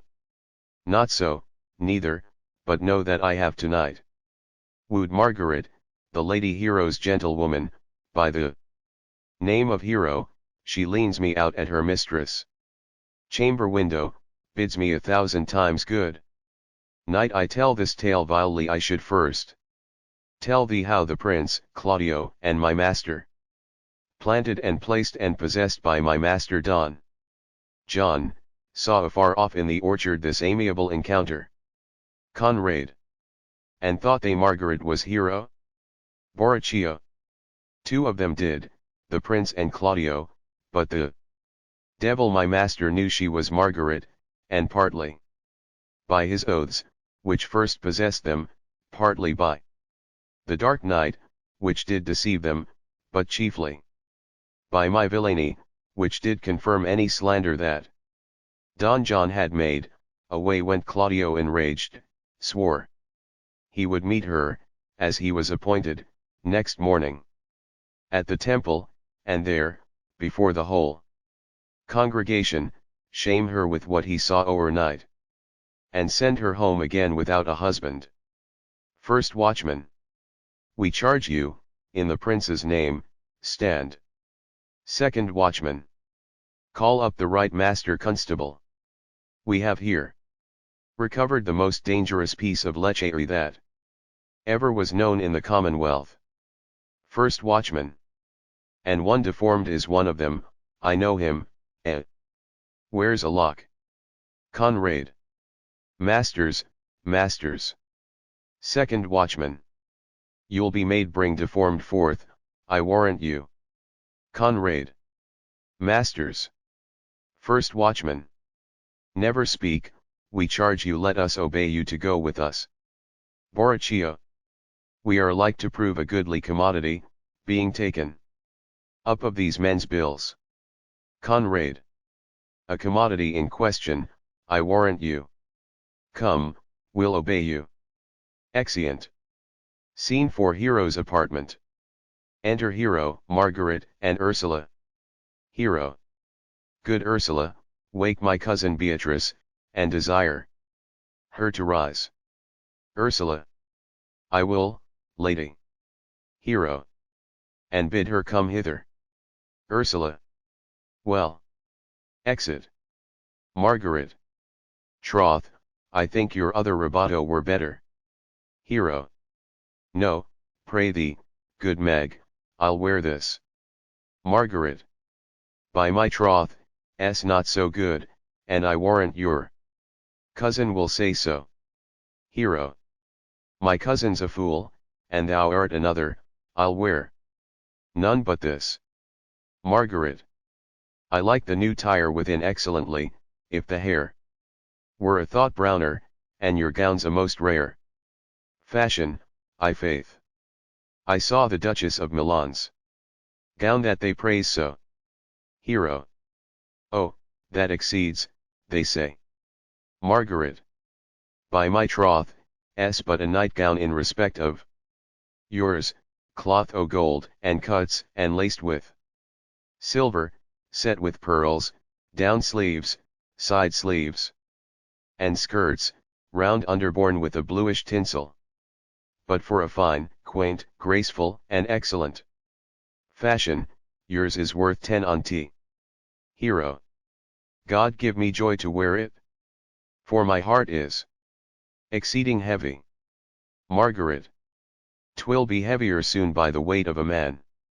Hero. Fie upon thee. Art not ashamed? Margaret. Of what, lady? Of speaking honorably? Is not marriage honorable in a beggar? Is not your lord honorable without marriage? I think you would have me say, saving your reverence, a husband, and bad thinking do not rest true speaking, I'll offend nobody. Is there any harm in the heavier for a husband? None, I think, and it be the right husband and the right wife, otherwise 'tis light, and not heavy. Ask my lady Beatrice, else, here she comes. Enter Beatrice.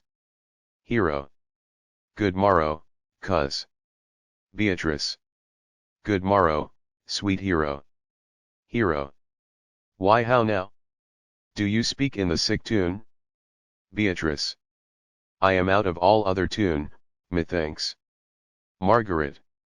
Claps into light o' love, that goes without a burden, do you sing it, and I'll dance it? Beatrice. Yeah, light o' love, with your heels. Then, if your husband have stables enough, you'll see he shall lack no barns. Margaret. O illegitimate construction! I scorn that with my heels. Beatrice. 'Tis almost 5 o'clock, cousin, 'tis time you were ready. By my troth, I am exceeding ill, hey ho. Margaret. For a hawk, a horse, or a husband. Beatrice. For the letter that begins them all, H. Margaret. Well, and you be not turned Turk, there's no more sailing by the star. Beatrice. What means the fool, Tro? Margaret. Nothing but God send every one their heart's desire. Hero. These gloves the Count sent me, they are an excellent perfume. Beatrice. I am stuffed, cousin, I cannot smell. Margaret. A maid, and stuffed. There's goodly catching of cold. Beatrice. Oh, God help me. God help me. How long have you professed apprehension? Margaret. Even since you left it? Doth not my wit become me rarely? Beatrice. It is not seen enough, you should wear it in your cap. By my troth, I am sick. Margaret. Get you some of this distilled Carduus Benedictus. And lay it to your heart, it is the only thing for a qualm. Hero. There thou prickest her with the thistle. Beatrice. Benedictus. Why Benedictus? You have some moral in this Benedictus. Margaret. Moral. No, by my troth, I have no moral meaning, I meant, plain holy thistle. You may think perchance that I think you are in love, nay, by Our Lady, I am not such a fool to think what I list, nor I list not to think what I can, nor indeed I cannot think. If I would think my heart out of thinking, that you are in love or that you will be in love or that you can be in love. Yet Benedict was such another, and now is he become a man, he swore he would never marry, and yet now, in despite of his heart, he eats his meat without grudging, and how you may be converted I know not, but methinks you look with your eyes as other women do. Beatrice. What pace is this that thy tongue keeps? Margaret. Not a false gallop. Re-enter Ursula. Ursula. Madam, withdraw, the prince, the count, Signor Benedict, Don John, and all the gallants of the town, are come to fetch you to church. Hero. Help to dress me, good cuz, good Meg, good Ursula. Exeunt. Scene 5. Another room in Leonato's house. Enter Leonato with Dogberry and Verges. Leonato. What would you with me, honest neighbor? Dogberry. Marry, sir, I would have some confidence with you. That discerns you nearly. Leonato. Brief, I pray you, for you see it is a busy time with me. Dogberry. Marry, this it is, sir. Verges. Yes, in truth it is, sir. Leonato. What is it, my good friends? Dogberry. Goodman Verges, sir, speaks a little off the matter, an old man, sir, and his wits are not so blunt as, God help, I would desire they were, but, in faith, honest as the skin between his brows. Verges. Yes, I thank God I am as honest as any man living. That is an old man and no honester than I. Dogberry. Comparisons are odorous, palabrous, neighbor Verges. Leonato. Neighbors, you are tedious. Dogberry. It pleases your worship to say so, but we are the poor duke's officers, but truly, for mine own part, if I were as tedious as a king, I could find it in my heart to bestow it all of your worship. Leonato. All thy tediousness on me, ah. Dogberry. Yeah, and 'twere £1,000 more than 'tis, for I hear as good exclamation on your worship as of any man in the city, and though I be but a poor man, I am glad to hear it. Verges. And so am I. Leonato. I would fain know what you have to say. Verges. Mary, sir, our watch tonight, accepting your worship's presence, hata and a couple of as errant knaves as any in Messina. Dogberry. A good old man, sir, he will be talking, as they say, when the age is in, the wit is out, God help us. It is a world to see. Well said, I faith. Neighbor Verges, well, God's a good man, and two men ride of a horse, one must ride behind an honest soul, I faith, sir, by my troth he is, as ever, broke bread, but God is to be worshipped, all men are not alike, alas, good neighbor. Leonato. Indeed, neighbor, he comes too short of you. Dogberry. Gifts that God gives. Leonato. I must leave you. Dogberry.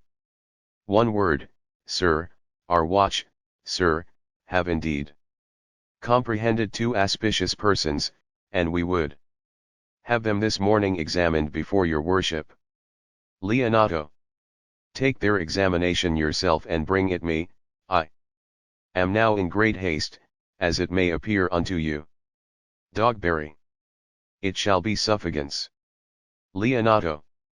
Drink some wine ere you go, fare you well. Enter a messenger. Messenger. My lord, they stay for you to give your daughter to her husband. Leonato. I'll wait upon them, I am ready. Exeunt Leonato and messenger. Dogberry. Go, good partner, go, get you to Francis C. Cole. Bid him bring his pen and inkhorn to the jail, we are now to examination these men. Verges. And we must do it wisely. Dogberry.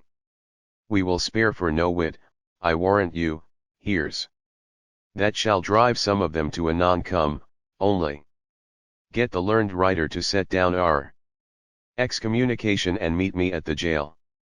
Exeunt. Act 4. Scene 1. A church. Enter Don Pedro, Don John, Leonato, Friar Francis, Claudio, Benedict, Hero, Beatrice, and attendants. Leonato. Come, Friar Francis, be brief, only to the plain form of marriage, and you shall recount their particular duties afterwards. Friar Francis. You come hither, my lord, to marry this lady. Claudio. No. Leonato. To be married to her, friar, you come to marry her. Friar Francis. Lady, you come hither to be married to this count. Hero. I do. Friar Francis. If either of you know any inward impediment why you should not be conjoined, charge you, on your souls, to utter it. Claudio. Know you any, Hero?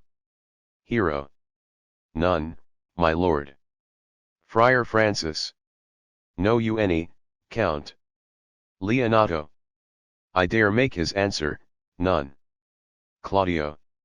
Oh, what men dare do. What men may do. What men daily do, not knowing what they do. Benedict. How now? Interjections. Why, then, some be of laughing, as, ah, ha, he. Claudio. Stand thee by, friar. Father, by your leave. Will you with free and unconstrained soul give me this maid, your daughter?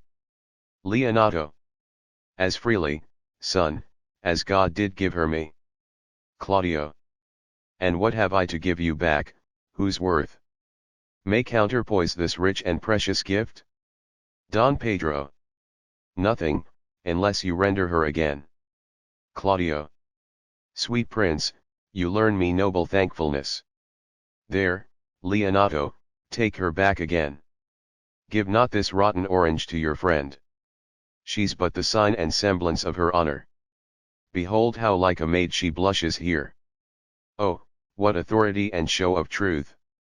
Can cunning sin cover itself withal? Comes not that blood as modest evidence to witness simple virtue?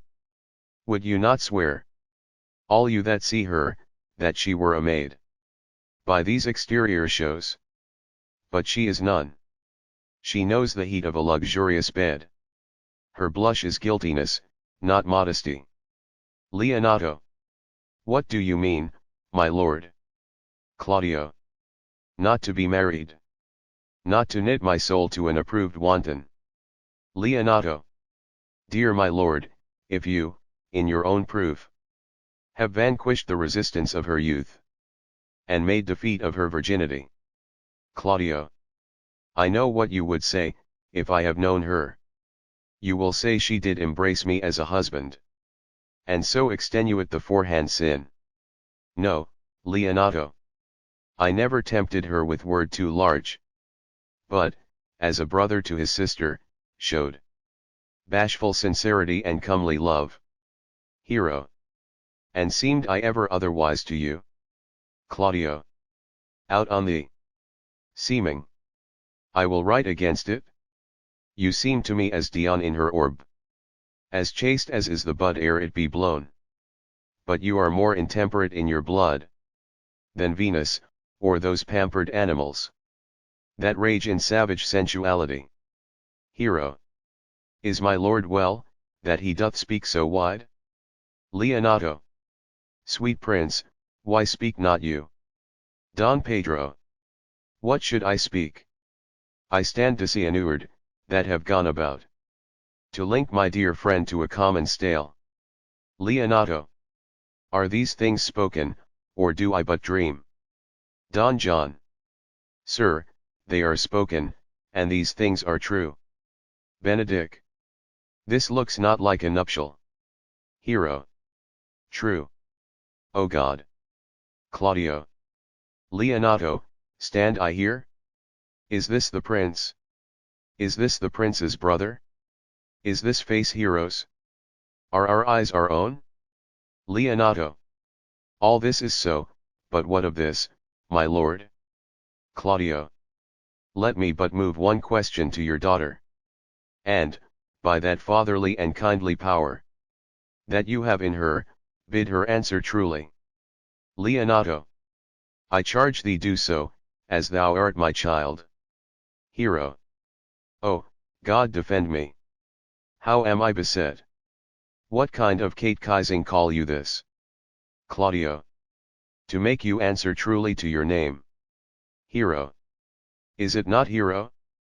Who can blot that name with any just reproach? Claudio. Marry, that can Hero. Hero itself can blot out Hero's virtue. What man was he talked with you yesternight, out at your window betwixt 12 and 1? Now, if you are a maid, answer to this. Hero. I talked with no man at that hour, my lord. Don Pedro. Why, then are you no maiden? Leonato. I am sorry you must hear, upon mine honor. Myself, my brother and this grieved count, did see her, hear her, at that hour last night, talk with the ruffian at her chamber window, who hath indeed, most like a liberal villain, confessed the vile encounters they have had 1,000 times in secret. Don John. Fie, fie. They are not to be named, my lord. Not to be spoke of. There is not chastity enough in language, without offense to utter them. Thus, pretty lady, I am sorry for thy much misgovernment. Claudio. O hero, what a hero hadst thou been, if half thy outward graces had been placed about thy thoughts and counsels of thy heart. But fare thee well, most foul, most fair. Farewell, thou pure impiety and impious purity. For thee I'll lock up all the gates of love, and on my eyelids shall conjecture hang. To turn all beauty into thoughts of harm. And never shall it more be gracious. Leonato. Hath no man's dagger here a point for me? Hero swoons. Beatrice. Why, how now, cousin? Wherefore sink you down? Don John. Come, let us go. These things, come thus to light. Smother her spirits up. Exeunt Don Pedro, Don John, and Claudio. Benedick. How doth the lady? Beatrice. Dead, I think. Help, uncle. Hero. Why, hero? Uncle. Signor Benedick. Friar. Leonato. O fate! Take not away thy heavy hand. Death is the fairest cover for her shame. That may be wished for. Beatrice. How now, cousin Hero? Friar Francis. Have comfort, lady. Leonato. Dost thou look up? Friar Francis. Yea, wherefore should she not? Leonato. Wherefore? Why, doth not every earthly thing cry shame upon her? Could she here deny the story that is printed in her blood? Do not live, hero, do not ope thine eyes. For, did I think thou wouldst not quickly die, thought I thy spirits were stronger than thy shames, myself would, on the rearward of reproaches, strike at thy life. Grieved I had but one? Chid I for that at frugal nature's frame? Oh, one too much by thee. Why had I one? Why ever wast thou lovely in my eyes? Why had I not with charitable hand took up a beggar's issue at my gates? Who smirched thus and mired with infamy? I might have said no part of it is mine. This shame derives itself from unknown loins. But mine and mine I loved and mine I praised. And mine that I was proud on, mine so much that I myself was to myself not mine. Valuing of her why, she, oh, she is fallen into a pit of ink, that the wide sea hath drops too few to wash her clean again, and salt too little which may season give to her foul-tainted flesh. Benedick. Sir, be patient. For my part, I am so attired in wonder, I know not what to say. Beatrice. Oh, on my soul, my cousin is belied.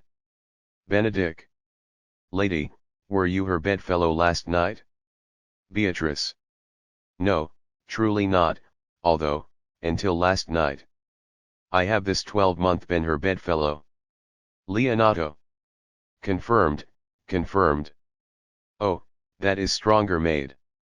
Which was before barred up with ribs of iron.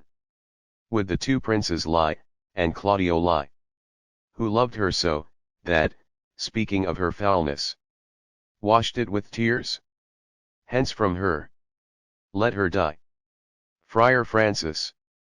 Hear me a little. For I have only been silent so long, and given way unto this course of fortune.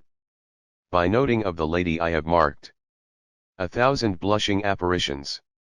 To start into her face, 1,000 innocent shames. In angel whiteness beat away those blushes. And in her eye there hath appeared a fire, to burn the errors that these princes hold against her maiden truth. Call me a fool. Trust not my reading nor my observations, which with experimental seal doth warrant the tenor of my book. Trust not my age, my reverence, calling, nor divinity. If this sweet lady lie not guiltless here, under some biting error. Leonato. Friar, it cannot be. Thou seest that all the grace that she hath left is that she will not add to her damnation. A sin of perjury, she not denies it? Why seekest thou then to cover with excuse that which appears in proper nakedness? Friar Francis. Lady, what man is he you are accused of? Hero. They know that do accuse me, I know none. If I know more of any man alive than that which maiden modesty doth warrant, Let all my sins lack mercy. O my Father!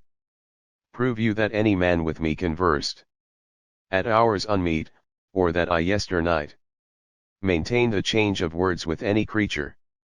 Refuse me, hate me, torture me to death.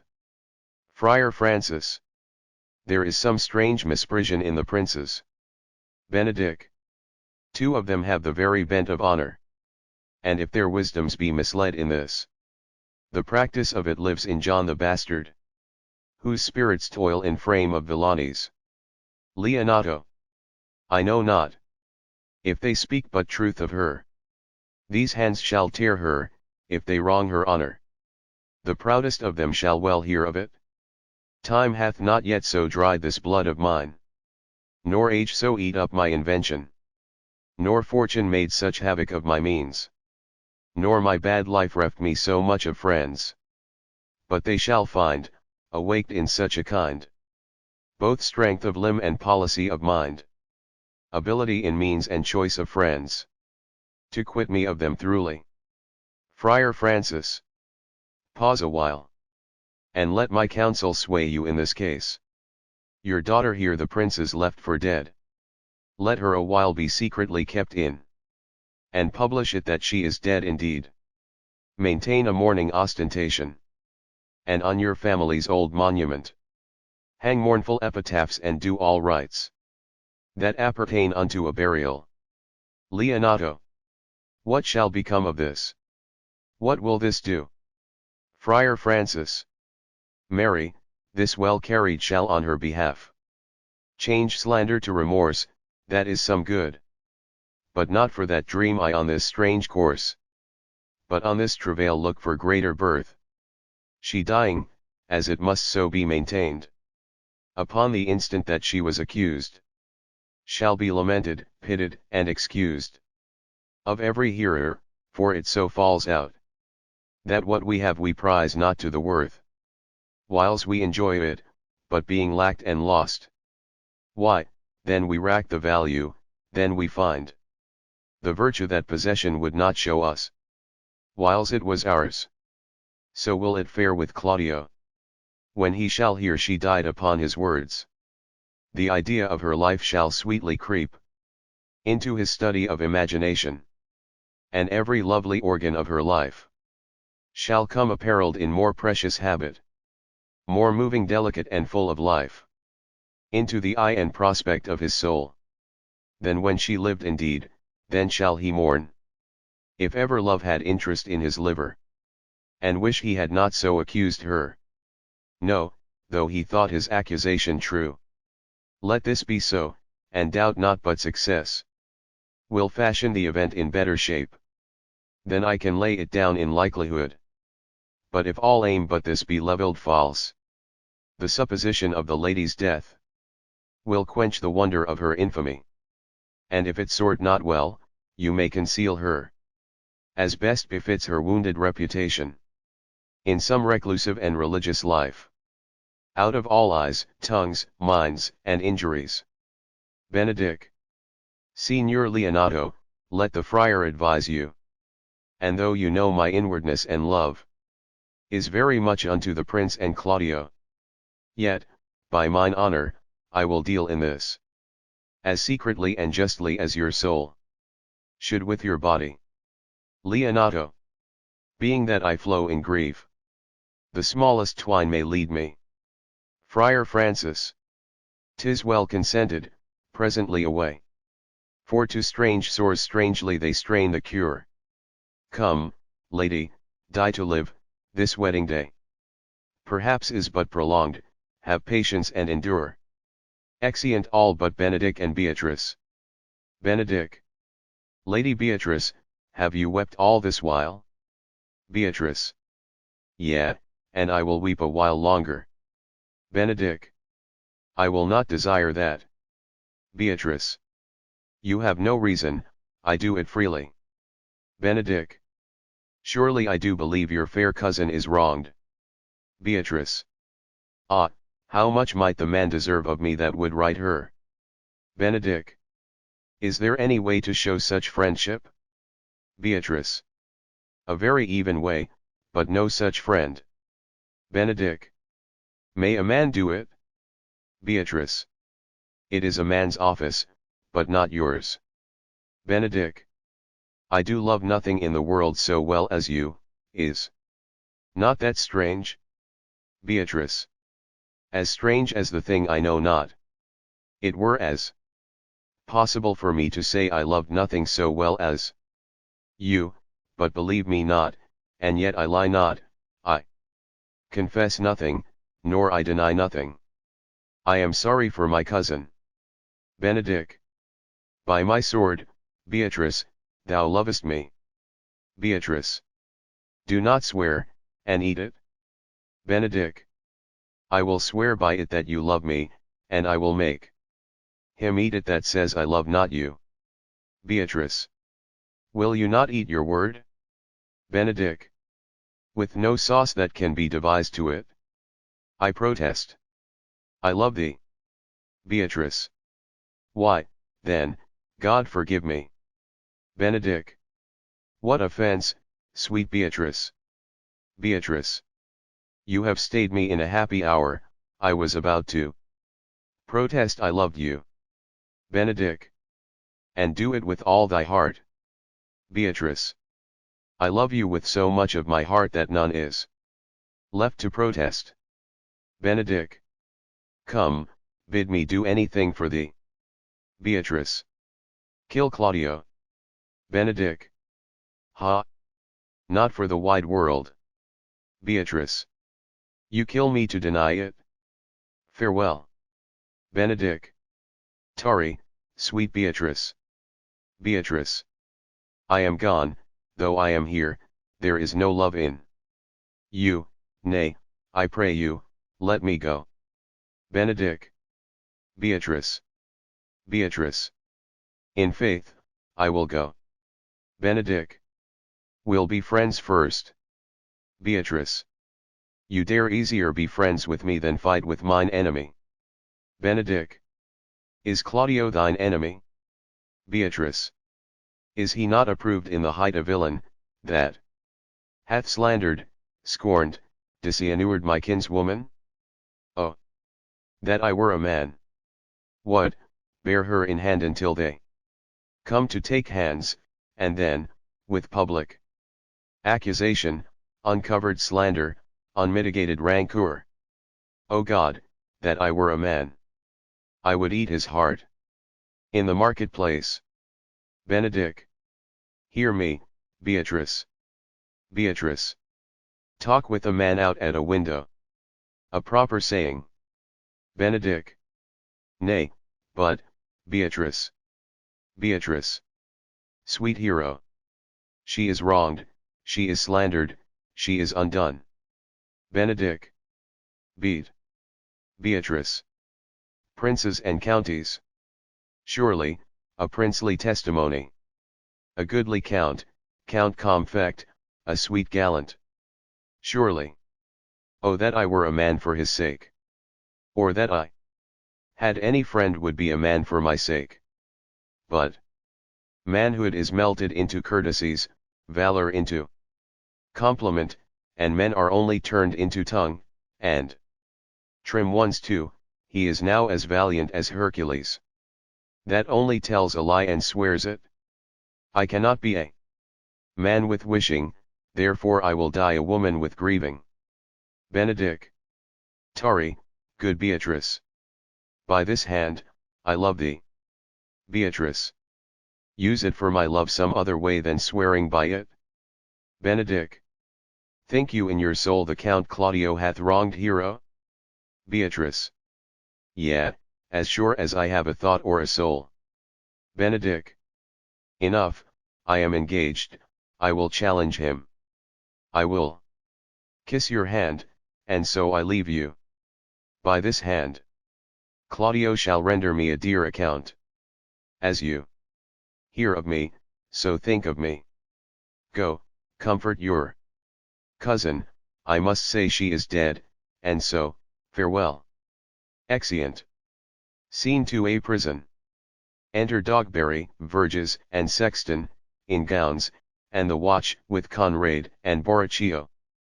Dogberry. Is our whole assembly appeared? Verges. Oh, a stool and a cushion for the sexton. Sexton. Which be the malefactors? Dogberry. Marry, that am I and my partner. Verges. Nay, that's certain, we have the exhibition to examine. Sexton. But which are the offenders that are to be examined? Let them come before Master Constable. Dogberry. Yeah, marry, let them come before me. What is your name, friend? Borachio. Borachio. Dogberry. Pray, write down, Borachio. Yours, Sirrah. Conrade. I am a gentleman, sir, and my name is Conrade. Dogberry. Write down, Master Gentleman Conrade. Masters, do you serve God? Conrade Borachio. Yeah, sir, we hope. Dogberry. Write down, that they hope they serve God, and write God first, for God defend but God should go before such villains. Masters, it is proved already that you are little better than false knaves, and it will go near to be thought so shortly. How answer you for yourselves? Conrade. Marry, sir, we say we are none. Dogberry. A marvelous witty fellow, I assure you, but I will go about with him. Come you hither, Sirrah, a word in your ear, sir, I say to you, it is thought you are false knaves. Borachio. Sir, I say to you we are none. Dogberry. Well, stand aside. For God, they are both in a tale. Have you writ down, that they are none? Sexton. Master Constable, you go not the way to examine. You must call forth the watch that are their accusers. Dogberry. Yeah, marry, that's the eftest way. Let the watch come forth. Masters, I charge you, in the prince's name, accuse these men. First watchman. This man said, sir, that Don John, the prince's brother, was a villain. Dogberry. Write down Prince John a villain. Why, this is flat perjury, to call a prince's brother villain. Borachio. Master Constable. Dogberry. Pray thee, fellow, peace, I do not like thy look. I promise thee. Sexton. What heard you him say else? Second watchman. Marry, that he had received 1,000 ducats of Don John for accusing the lady hero wrongfully. Dogberry. Flat burglary as ever was committed. Verges. Yeah, by mass, that it is. Sexton. What else, fellow? First watchman. And that Count Claudio did mean, upon his words, to disgrace hero before the whole assembly, and not marry her. Dogberry. O villain! Thou wilt be condemned into everlasting redemption for this. Sexton. What else? Watchman. This is all. Sexton. And this is more, masters, than you can deny. Prince John is this morning secretly stolen away. Hero was in this manner accused, in this very manner refused, and upon the grief of this suddenly died. Master Constable, let these men be bound, and brought to Leonato's. I will go before and show him their examination. Exit. Dogberry. Come, let them be opinioned. Verges. Let them be in the hands. Conrade. Off, coxcomb. Dogberry. God's my life, where's the sexton? Let him write down the prince's officer coxcomb. Come, bind them. Thou naughty varlet. Conrade. Away. You are an ass, you are an ass. Dogberry. Dost thou not suspect my place? Dost thou not suspect my years? Oh, that he were here to write me down an S. But, masters, remember that I am an ass, though it be not written down, yet forget not that I am an ass. No, thou villain, thou art full of piety, as shall be proved upon thee by good witness. I am a wise fellow, and, which is more, an officer. And, which is more, a householder, and, which is more, as pretty a piece of flesh as any is in Messina, and one that knows the law, go to, and a rich fellow enough, go to, and a fellow that hath had losses, and one that hath 2 gowns and every thing handsome about him. Bring him away. Oh, that I had been writ down an ass. Exeunt. Act 5. Scene 1 before Leonato's house. Enter Leonato and Antonio. Antonio. If you go on thus, you will kill yourself. And 'tis not wisdom thus to second grief against yourself. Leonato. I pray thee, cease thy counsel, which falls into mine ears as profitless as water in a sieve. Give not me counsel, nor let no comforter delight mine ear, but such a one whose wrongs do suit with mine. Bring me a father that so loved his child, whose joy of her is overwhelmed like mine, and bid him speak of patience. Measure his woe the length and breadth of mine, and let it answer every strain for strain, as thus for thus and such a grief for such, in every lineament, branch, shape, and form. If such a one will smile and stroke his beard, bid sorrow wag, cry hem, when he should groan. Patch grief with proverbs, make misfortune drunk. With candle wasters, bring him yet to me, and I of him will gather patience.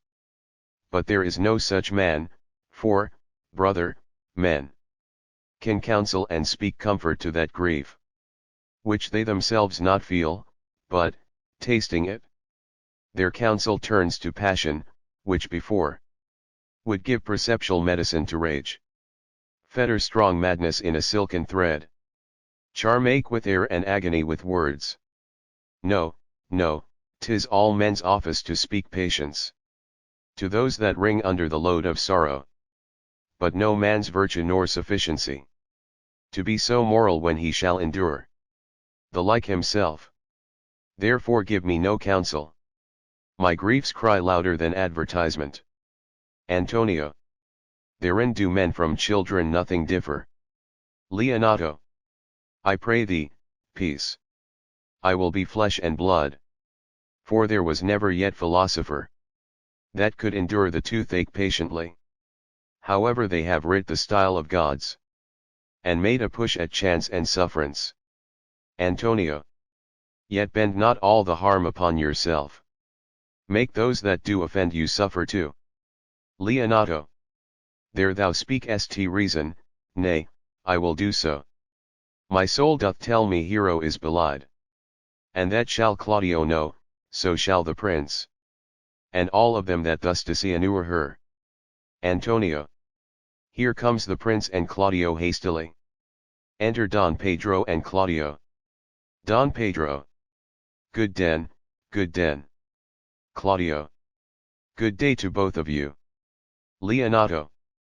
Hear you, my lords. Don Pedro. We have some haste, Leonato. Leonato. Some haste, my lord. Well, fare you well, my lord. Are you so hasty now? Well, all is one. Don Pedro. Nay, do not quarrel with us, good old man. Antonio. If he could right himself with quarreling, some of us would lie low. Claudio. Who wrongs him? Leonato. Marry, thou dost wrong me, thou dissembler, thou. Nay, never lay thy hand upon thy sword. I fear thee not. Claudio. Marry, beshrew my hand, if it should give your age such cause of fear.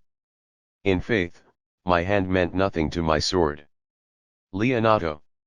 Tush, tush, man, never fleer and jest at me.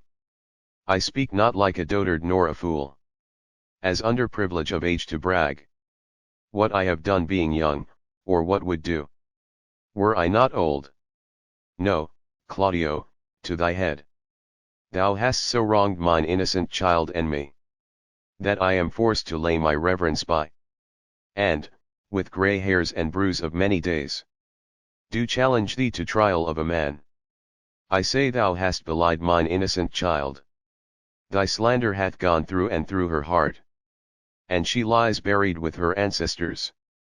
Oh, in a tomb where never scandal slept. Save this of hers, framed by thy villainy. Claudio. My villainy? Leonato. Thine, Claudio, thine, I say. Don Pedro. You say not right, old man. Leonato. My lord, my lord. I'll prove it on his body, if he dare. Despite his nice fence and his active practice. His May of youth and bloom of lustihood. Claudio. Away. I will not have to do with you. Leonato. Canst thou so daff me? Thou hast killed my child. If thou killest me, boy, thou shalt kill a man. Antonio. He shall kill two of us, and men indeed. But that's no matter, let him kill one first. When me and where me, let him answer me. Come, follow me, boy, come, sir boy, come, follow me. Sir boy, I'll whip you from your foining fence. Nay, as I am a gentleman, I will. Leonato. Brother. Antonio. Content yourself. God knows I loved my niece. And she is dead, slandered to death by villains. That dare as well answer a man indeed. As I dare take a serpent by the tongue. Boys, apes, braggarts, jacks, milksops. Leonato. Brother Antony. Antonio. Hold you content. What, man? I know them, yet. And what they weigh, even to the utmost scruple. Scrambling, outfacing, fashion-monging boys. That lie and cog and flout, deprave and slander.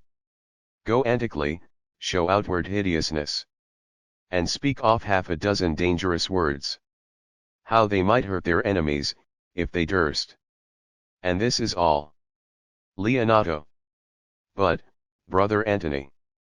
Antonio. Come, 'tis no matter. Do not you meddle, let me deal in this. Don Pedro. Gentlemen both, we will not wake your patience. My heart is sorry for your daughter's death.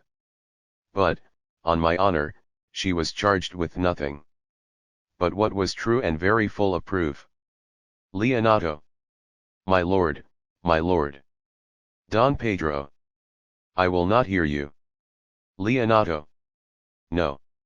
Come, brother, away. I will be heard. Antonio. And shall, or some of us will smart for it. Exeunt Leonato and Antonio. Don Pedro. See, see, here comes the man we went to seek. Enter Benedick. Claudio. Now, Signor, what news? Benedick. Good day, my lord. Don Pedro. Welcome, Signor, you are almost come to part. Almost a fray. Claudio. We had like to have had our two noses snapped off. With two old men without teeth. Don Pedro. Leonato and his brother. What thinkest thou? Had we fought, I doubt we should have been too young for them. Benedick. In a false quarrel there is no true valor. I came to seek you both. Claudio. We have been up and down to seek thee, for we are high proof melancholy and would fain have it beaten away. Wilt thou use thy wit? Benedick. It is in my scabbard, shall I draw it? Don Pedro. Dost thou wear thy wit by thy side? Claudio. Never any did so, though very many have been beside their wit. I will bid thee draw, as we do the minstrels, draw, to pleasure us. Don Pedro. As I am an honest man, he looks pale. Art thou sick, or angry?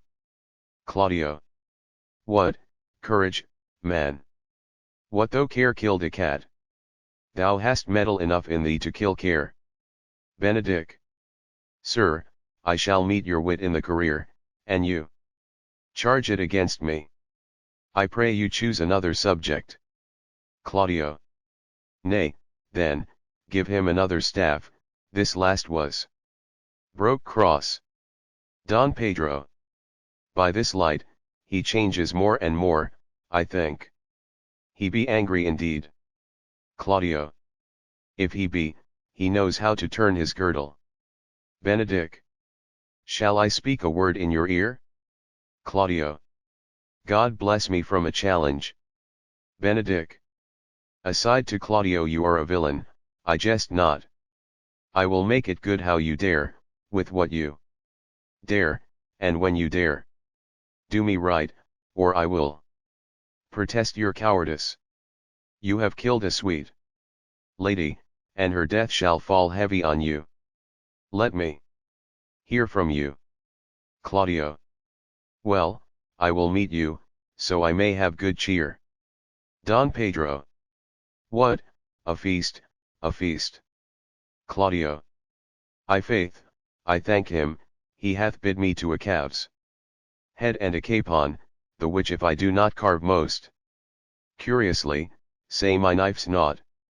Shall I not find a woodcock too? Benedict.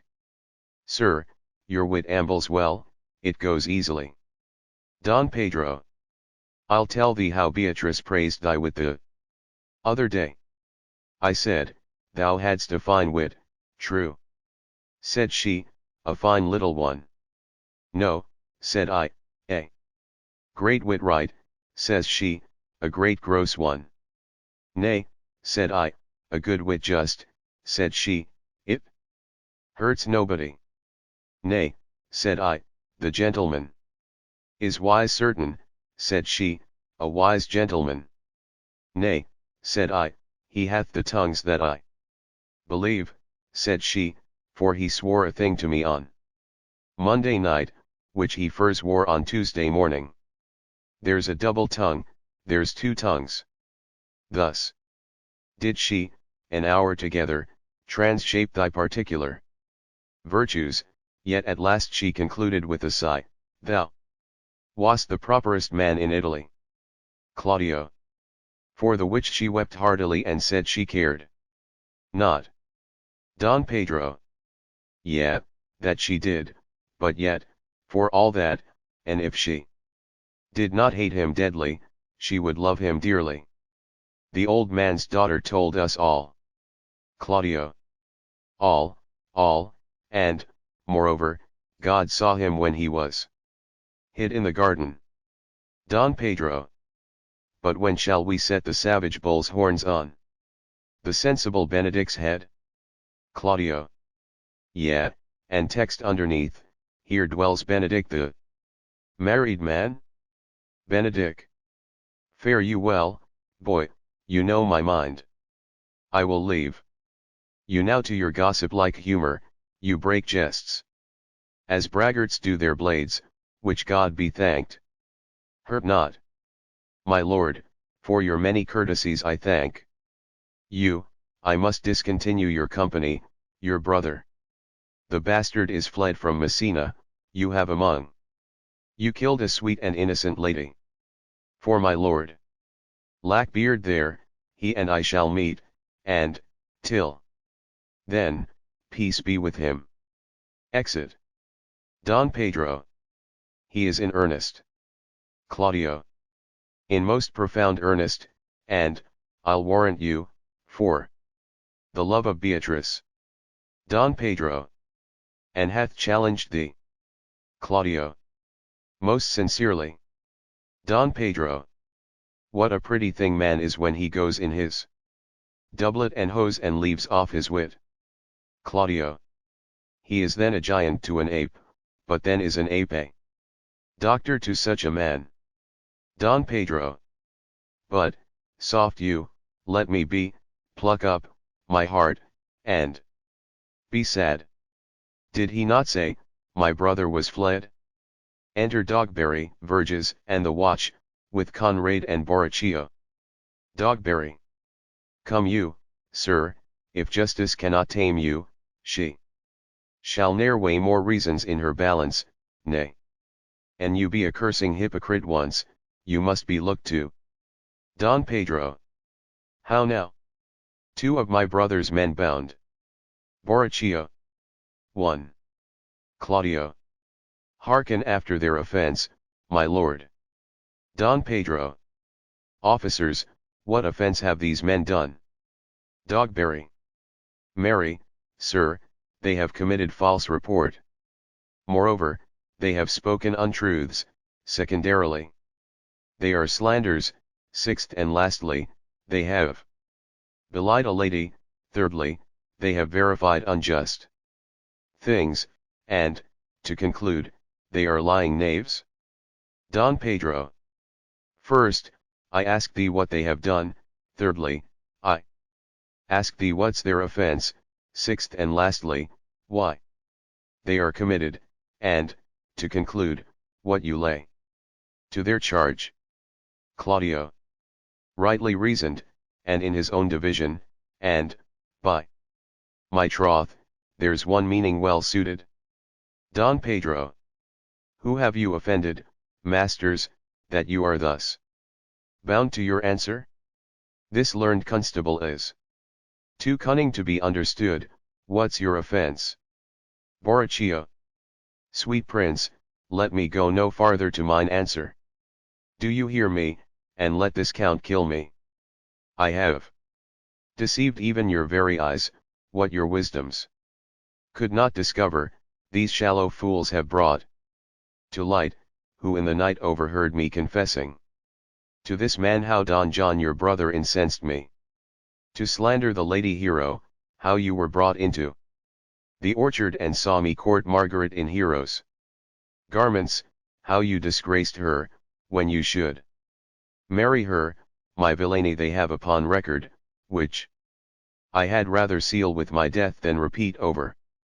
To my shame, the lady is dead upon mine and my master's false accusation, and, briefly, I desire nothing but the reward of a villain. Don Pedro. Runs not this speech like iron through your blood? Claudio. I have drunk poison whiles he uttered it. Don Pedro. But did my brother set thee on to this? Borachio. Yea, and paid me richly for the practice of it. Don Pedro. He is composed and framed of treachery. And fled he is upon this villainy. Claudio. Sweet Hero. Now thy image doth appear in the rare semblance that I loved it first. Dogberry. Come, bring away the plaintiffs, by this time our sexton hath reformed Signor Leonato of the matter. And, masters, do not forget to specify, when time and place shall serve, that I am an ass. Verges. Here comes Master Signor Leonato, and the sexton too. Re-enter Leonato and Antonio, with the sexton. Leonato. Which is the villain? Let me see his eyes. That, when I note another man like him, I may avoid him. Which of these is he? Borachio. If you would know your wronger, look on me. Leonato. Art thou the slave that with thy breath hast killed mine innocent child? Borachio. Yea, even I alone. Leonato. No, not so, villain, thou beliest thyself. Here stand a pair of honorable men. A third is fled, that had a hand in it. I thank you, princes, for my daughter's death. Record it with your high and worthy deeds. 'Twas bravely done, if you bethink you of it. Claudio. I know not how to pray your patience. Yet I must speak. Choose your revenge yourself. Impose me to what penance your invention can lay upon my sin, yet sinned I not. But in mistaking Don Pedro, by my soul, nor I. And yet, to satisfy this good old man, I would bend under any heavy weight that he'll enjoin me to. Leonato, I cannot bid you bid my daughter live. That were impossible, but, I pray you both, possess the people in Messina here. How innocent she died, and if your love can labor aught in sad invention, hang her an epitaph upon her tomb, and sing it to her bones, sing it tonight. Tomorrow morning come you to my house. And since you could not be my son-in-law, be yet my nephew, my brother hath a daughter, almost the copy of my child that's dead. And she alone is heir to both of us. Give her the right you should have given her cousin. And so dies my revenge. Claudio. O noble sir! Your overkindness doth wring tears from me. I do embrace your offer, and dispose for henceforth of poor Claudio. Leonato. Tomorrow then I will expect your coming. Tonight I take my leave. This naughty man shall face to face be brought to Margaret, who I believe was packed in all this wrong, hired to it by your brother Borachio. No, by my soul, she was not, nor knew not what she did when she spoke to me, but always hath been just and virtuous in anything that I do know by her. Dogberry. Moreover, sir, which indeed is not under white and black, this plaintiff here, the offender, did call me ass. I beseech you, let it be remembered in his punishment. And also, the watch heard them talk of one deformed, they say bewares a key in his ear and a lock hanging by it, and borrows money in God's name, the which he hath used so long and never paid, that now men grow hard-hearted and will lend nothing. For God's sake, pray you, examine him upon that point. Leonato. I thank thee for thy care and honest pains. Dogberry. Your worship speaks like a most thankful and reverend youth, and I praise God for you. Leonato. There's for thy pains. Dogberry. God save the foundation. Leonato. Go, I discharge thee of thy prisoner, and I thank thee. Dogberry. I leave an errant knave with your worship, which I beseech your worship to correct yourself, for the example of others. God keep your worship. I wish your worship well, God restore you to health. I humbly give you leave to depart, and if a merry meeting may be wished, God prohibit it. Come, neighbor. Exeunt Dogberry and Verges. Leonato. Until tomorrow morning, lords, farewell. Antonio. Farewell, my lords, we look for you tomorrow. Don Pedro. We will not fail. Claudio. Tonight I'll mourn with Hero. Leonato. To the watch bring you these fellows on. We'll talk with Margaret, how her acquaintance grew with this lewd fellow. Exeunt, severally. Scene 2 Leonato's garden. Enter Benedick and Margaret, meeting.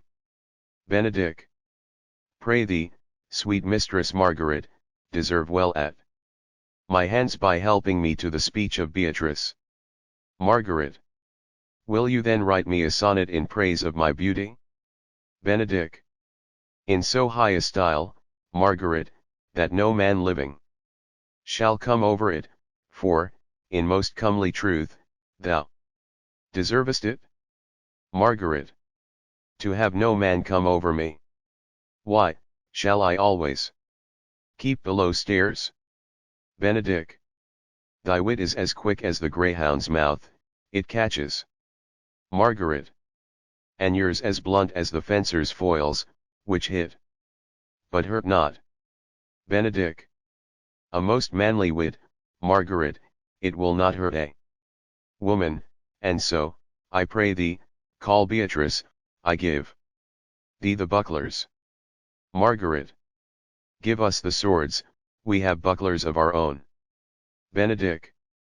If you use them, Margaret, you must put in the pikes with a vice, and they are dangerous weapons for maids. Margaret. Well, I will call Beatrice to you, who I think hath legs. Benedick.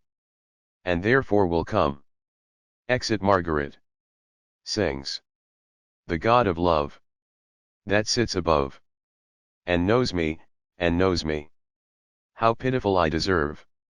I mean in singing, but in loving, Leander the good swimmer, Troilus the first employer of panders, and a whole bookful of these quondam carpet mangers, whose names yet run smoothly in the even road of a blank verse, why, they were never so truly turned over and over as my poor self in love.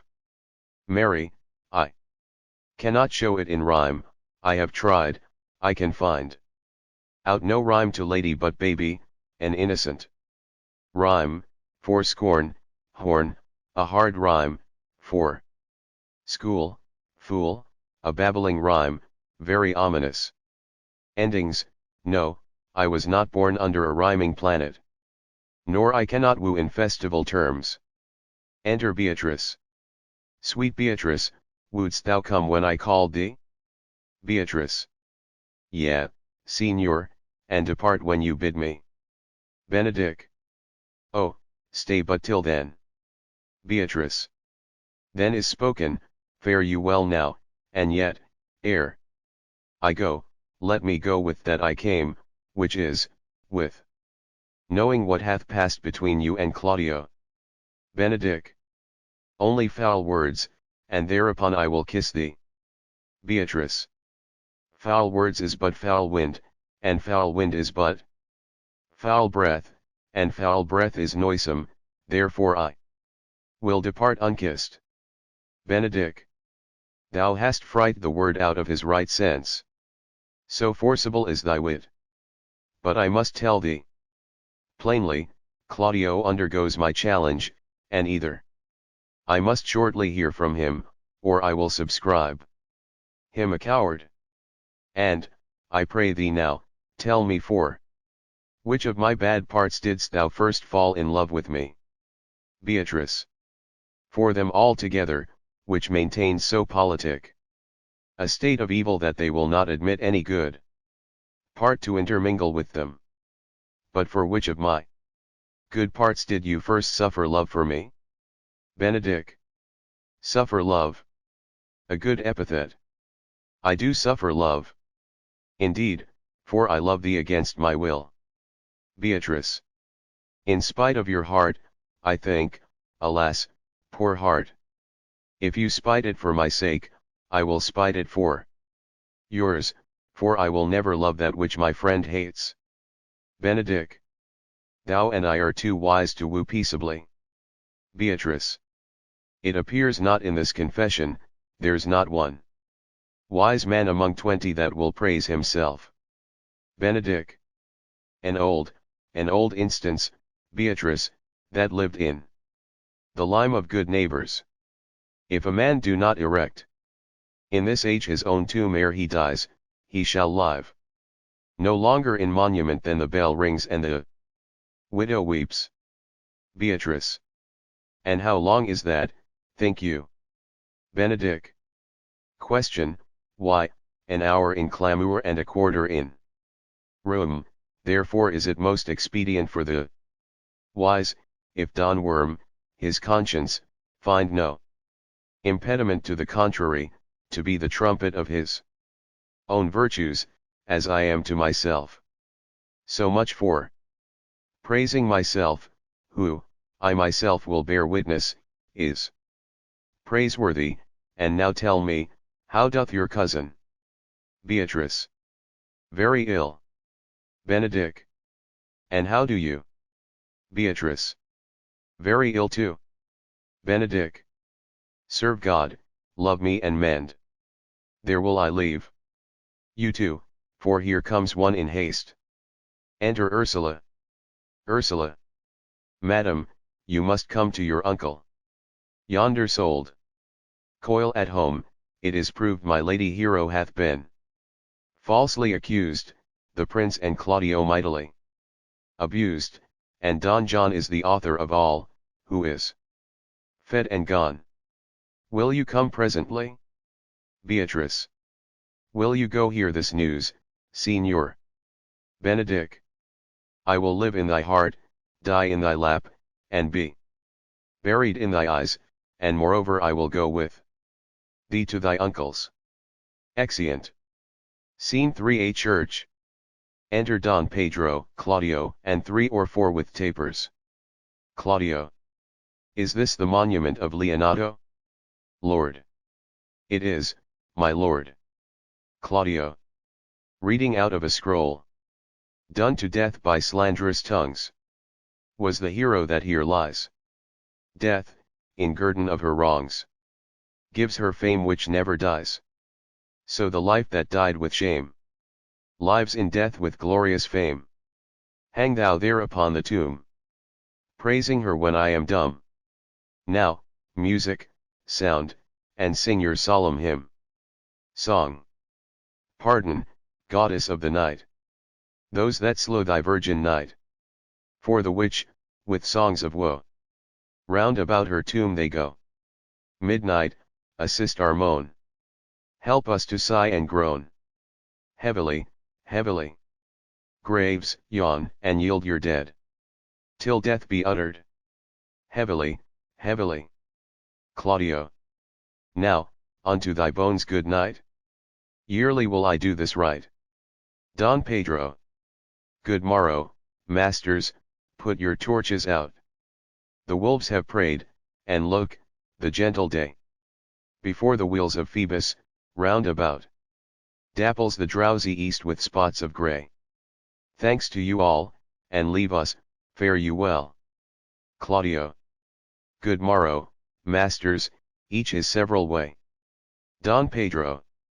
Come, let us hence, and put on other weeds. And then to Leonato's we will go. Claudio. And Hymen now with luckier issue speeds than this for whom we rendered up this woe. Exeunt. Scene 4. A room in Leonato's house. Enter Leonato, Antonio, Benedick, Beatrice, Margaret, Ursula, Friar Francis, and Hero. Friar Francis. Did I not tell you she was innocent? Leonato. So are the prince and Claudio, who accused her. Upon the error that you heard debated. But Margaret was in some fault for this, although against her will, as it appears. In the true course of all the question. Antonio. Well, I am glad that all things sort so well. Benedick. And so am I, being else by faith enforced to call young Claudio to a reckoning for it. Leonato. Well, daughter, and you gentlewomen all, withdraw into a chamber by yourselves. And when I send for you, come hither masked. Exeunt. Ladies. The prince and Claudio promised by this hour to visit me. You know your office, brother. You must be father to your brother's daughter, and give her to young Claudio. Antonio. Which I will do with confirmed countenance. Benedick. Friar, I must entreat your pains, I think. Friar Francis. To do what, Signor? Benedick. To bind me, or undo me, one of them. Signor Leonato, truth it is, good Signor. Your niece regards me with an eye of favor. Leonato. That I my daughter lent her, 'tis most true. Benedick. And I do with an eye of love requite her. Leonato. The sight whereof I think you had from me. From Claudio and the prince, but what's your will? Benedick. Your answer, sir, is enigmatical. But, for my will is your good will. May stand with ours, this day to be conjoined. In the state of honorable marriage. In which, good friar, I shall desire your help. Leonato. My heart is with your liking. Friar Francis. And my help. Here comes the prince and Claudio. Enter Don Pedro and Claudio, and 2 or 3 others. Don Pedro. Good morrow to this fair assembly. Leonato. Good morrow, Prince, good morrow, Claudio. We here attend you. Are you yet determined today to marry with my brother's daughter? Claudio. I'll hold my mind, were she an Ethiope. Leonato. Call her forth, brother, here's the friar ready. Exit Antonio. Don Pedro. Good morrow, Benedict. Why, what's the matter? That you have such a February face. So full of frost, of storm, and cloudiness. Claudio. I think he thinks upon the savage bull. Tush, fear not, man, we'll tip thy horns with gold.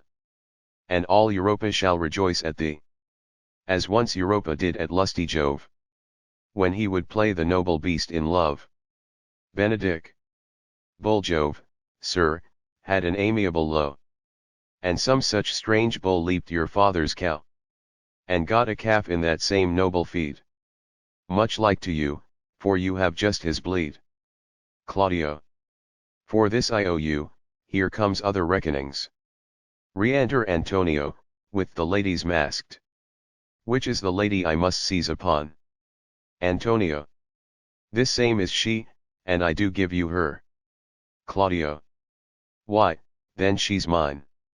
Sweet, let me see your face. Leonato. No, that you shall not, till you take her hand before this friar and swear to marry her. Claudio. Give me your hand, before this holy friar. I am your husband, if you like of me. Hero. And when I lived, I was your other wife. Unmasking. And when you loved, you were my other husband.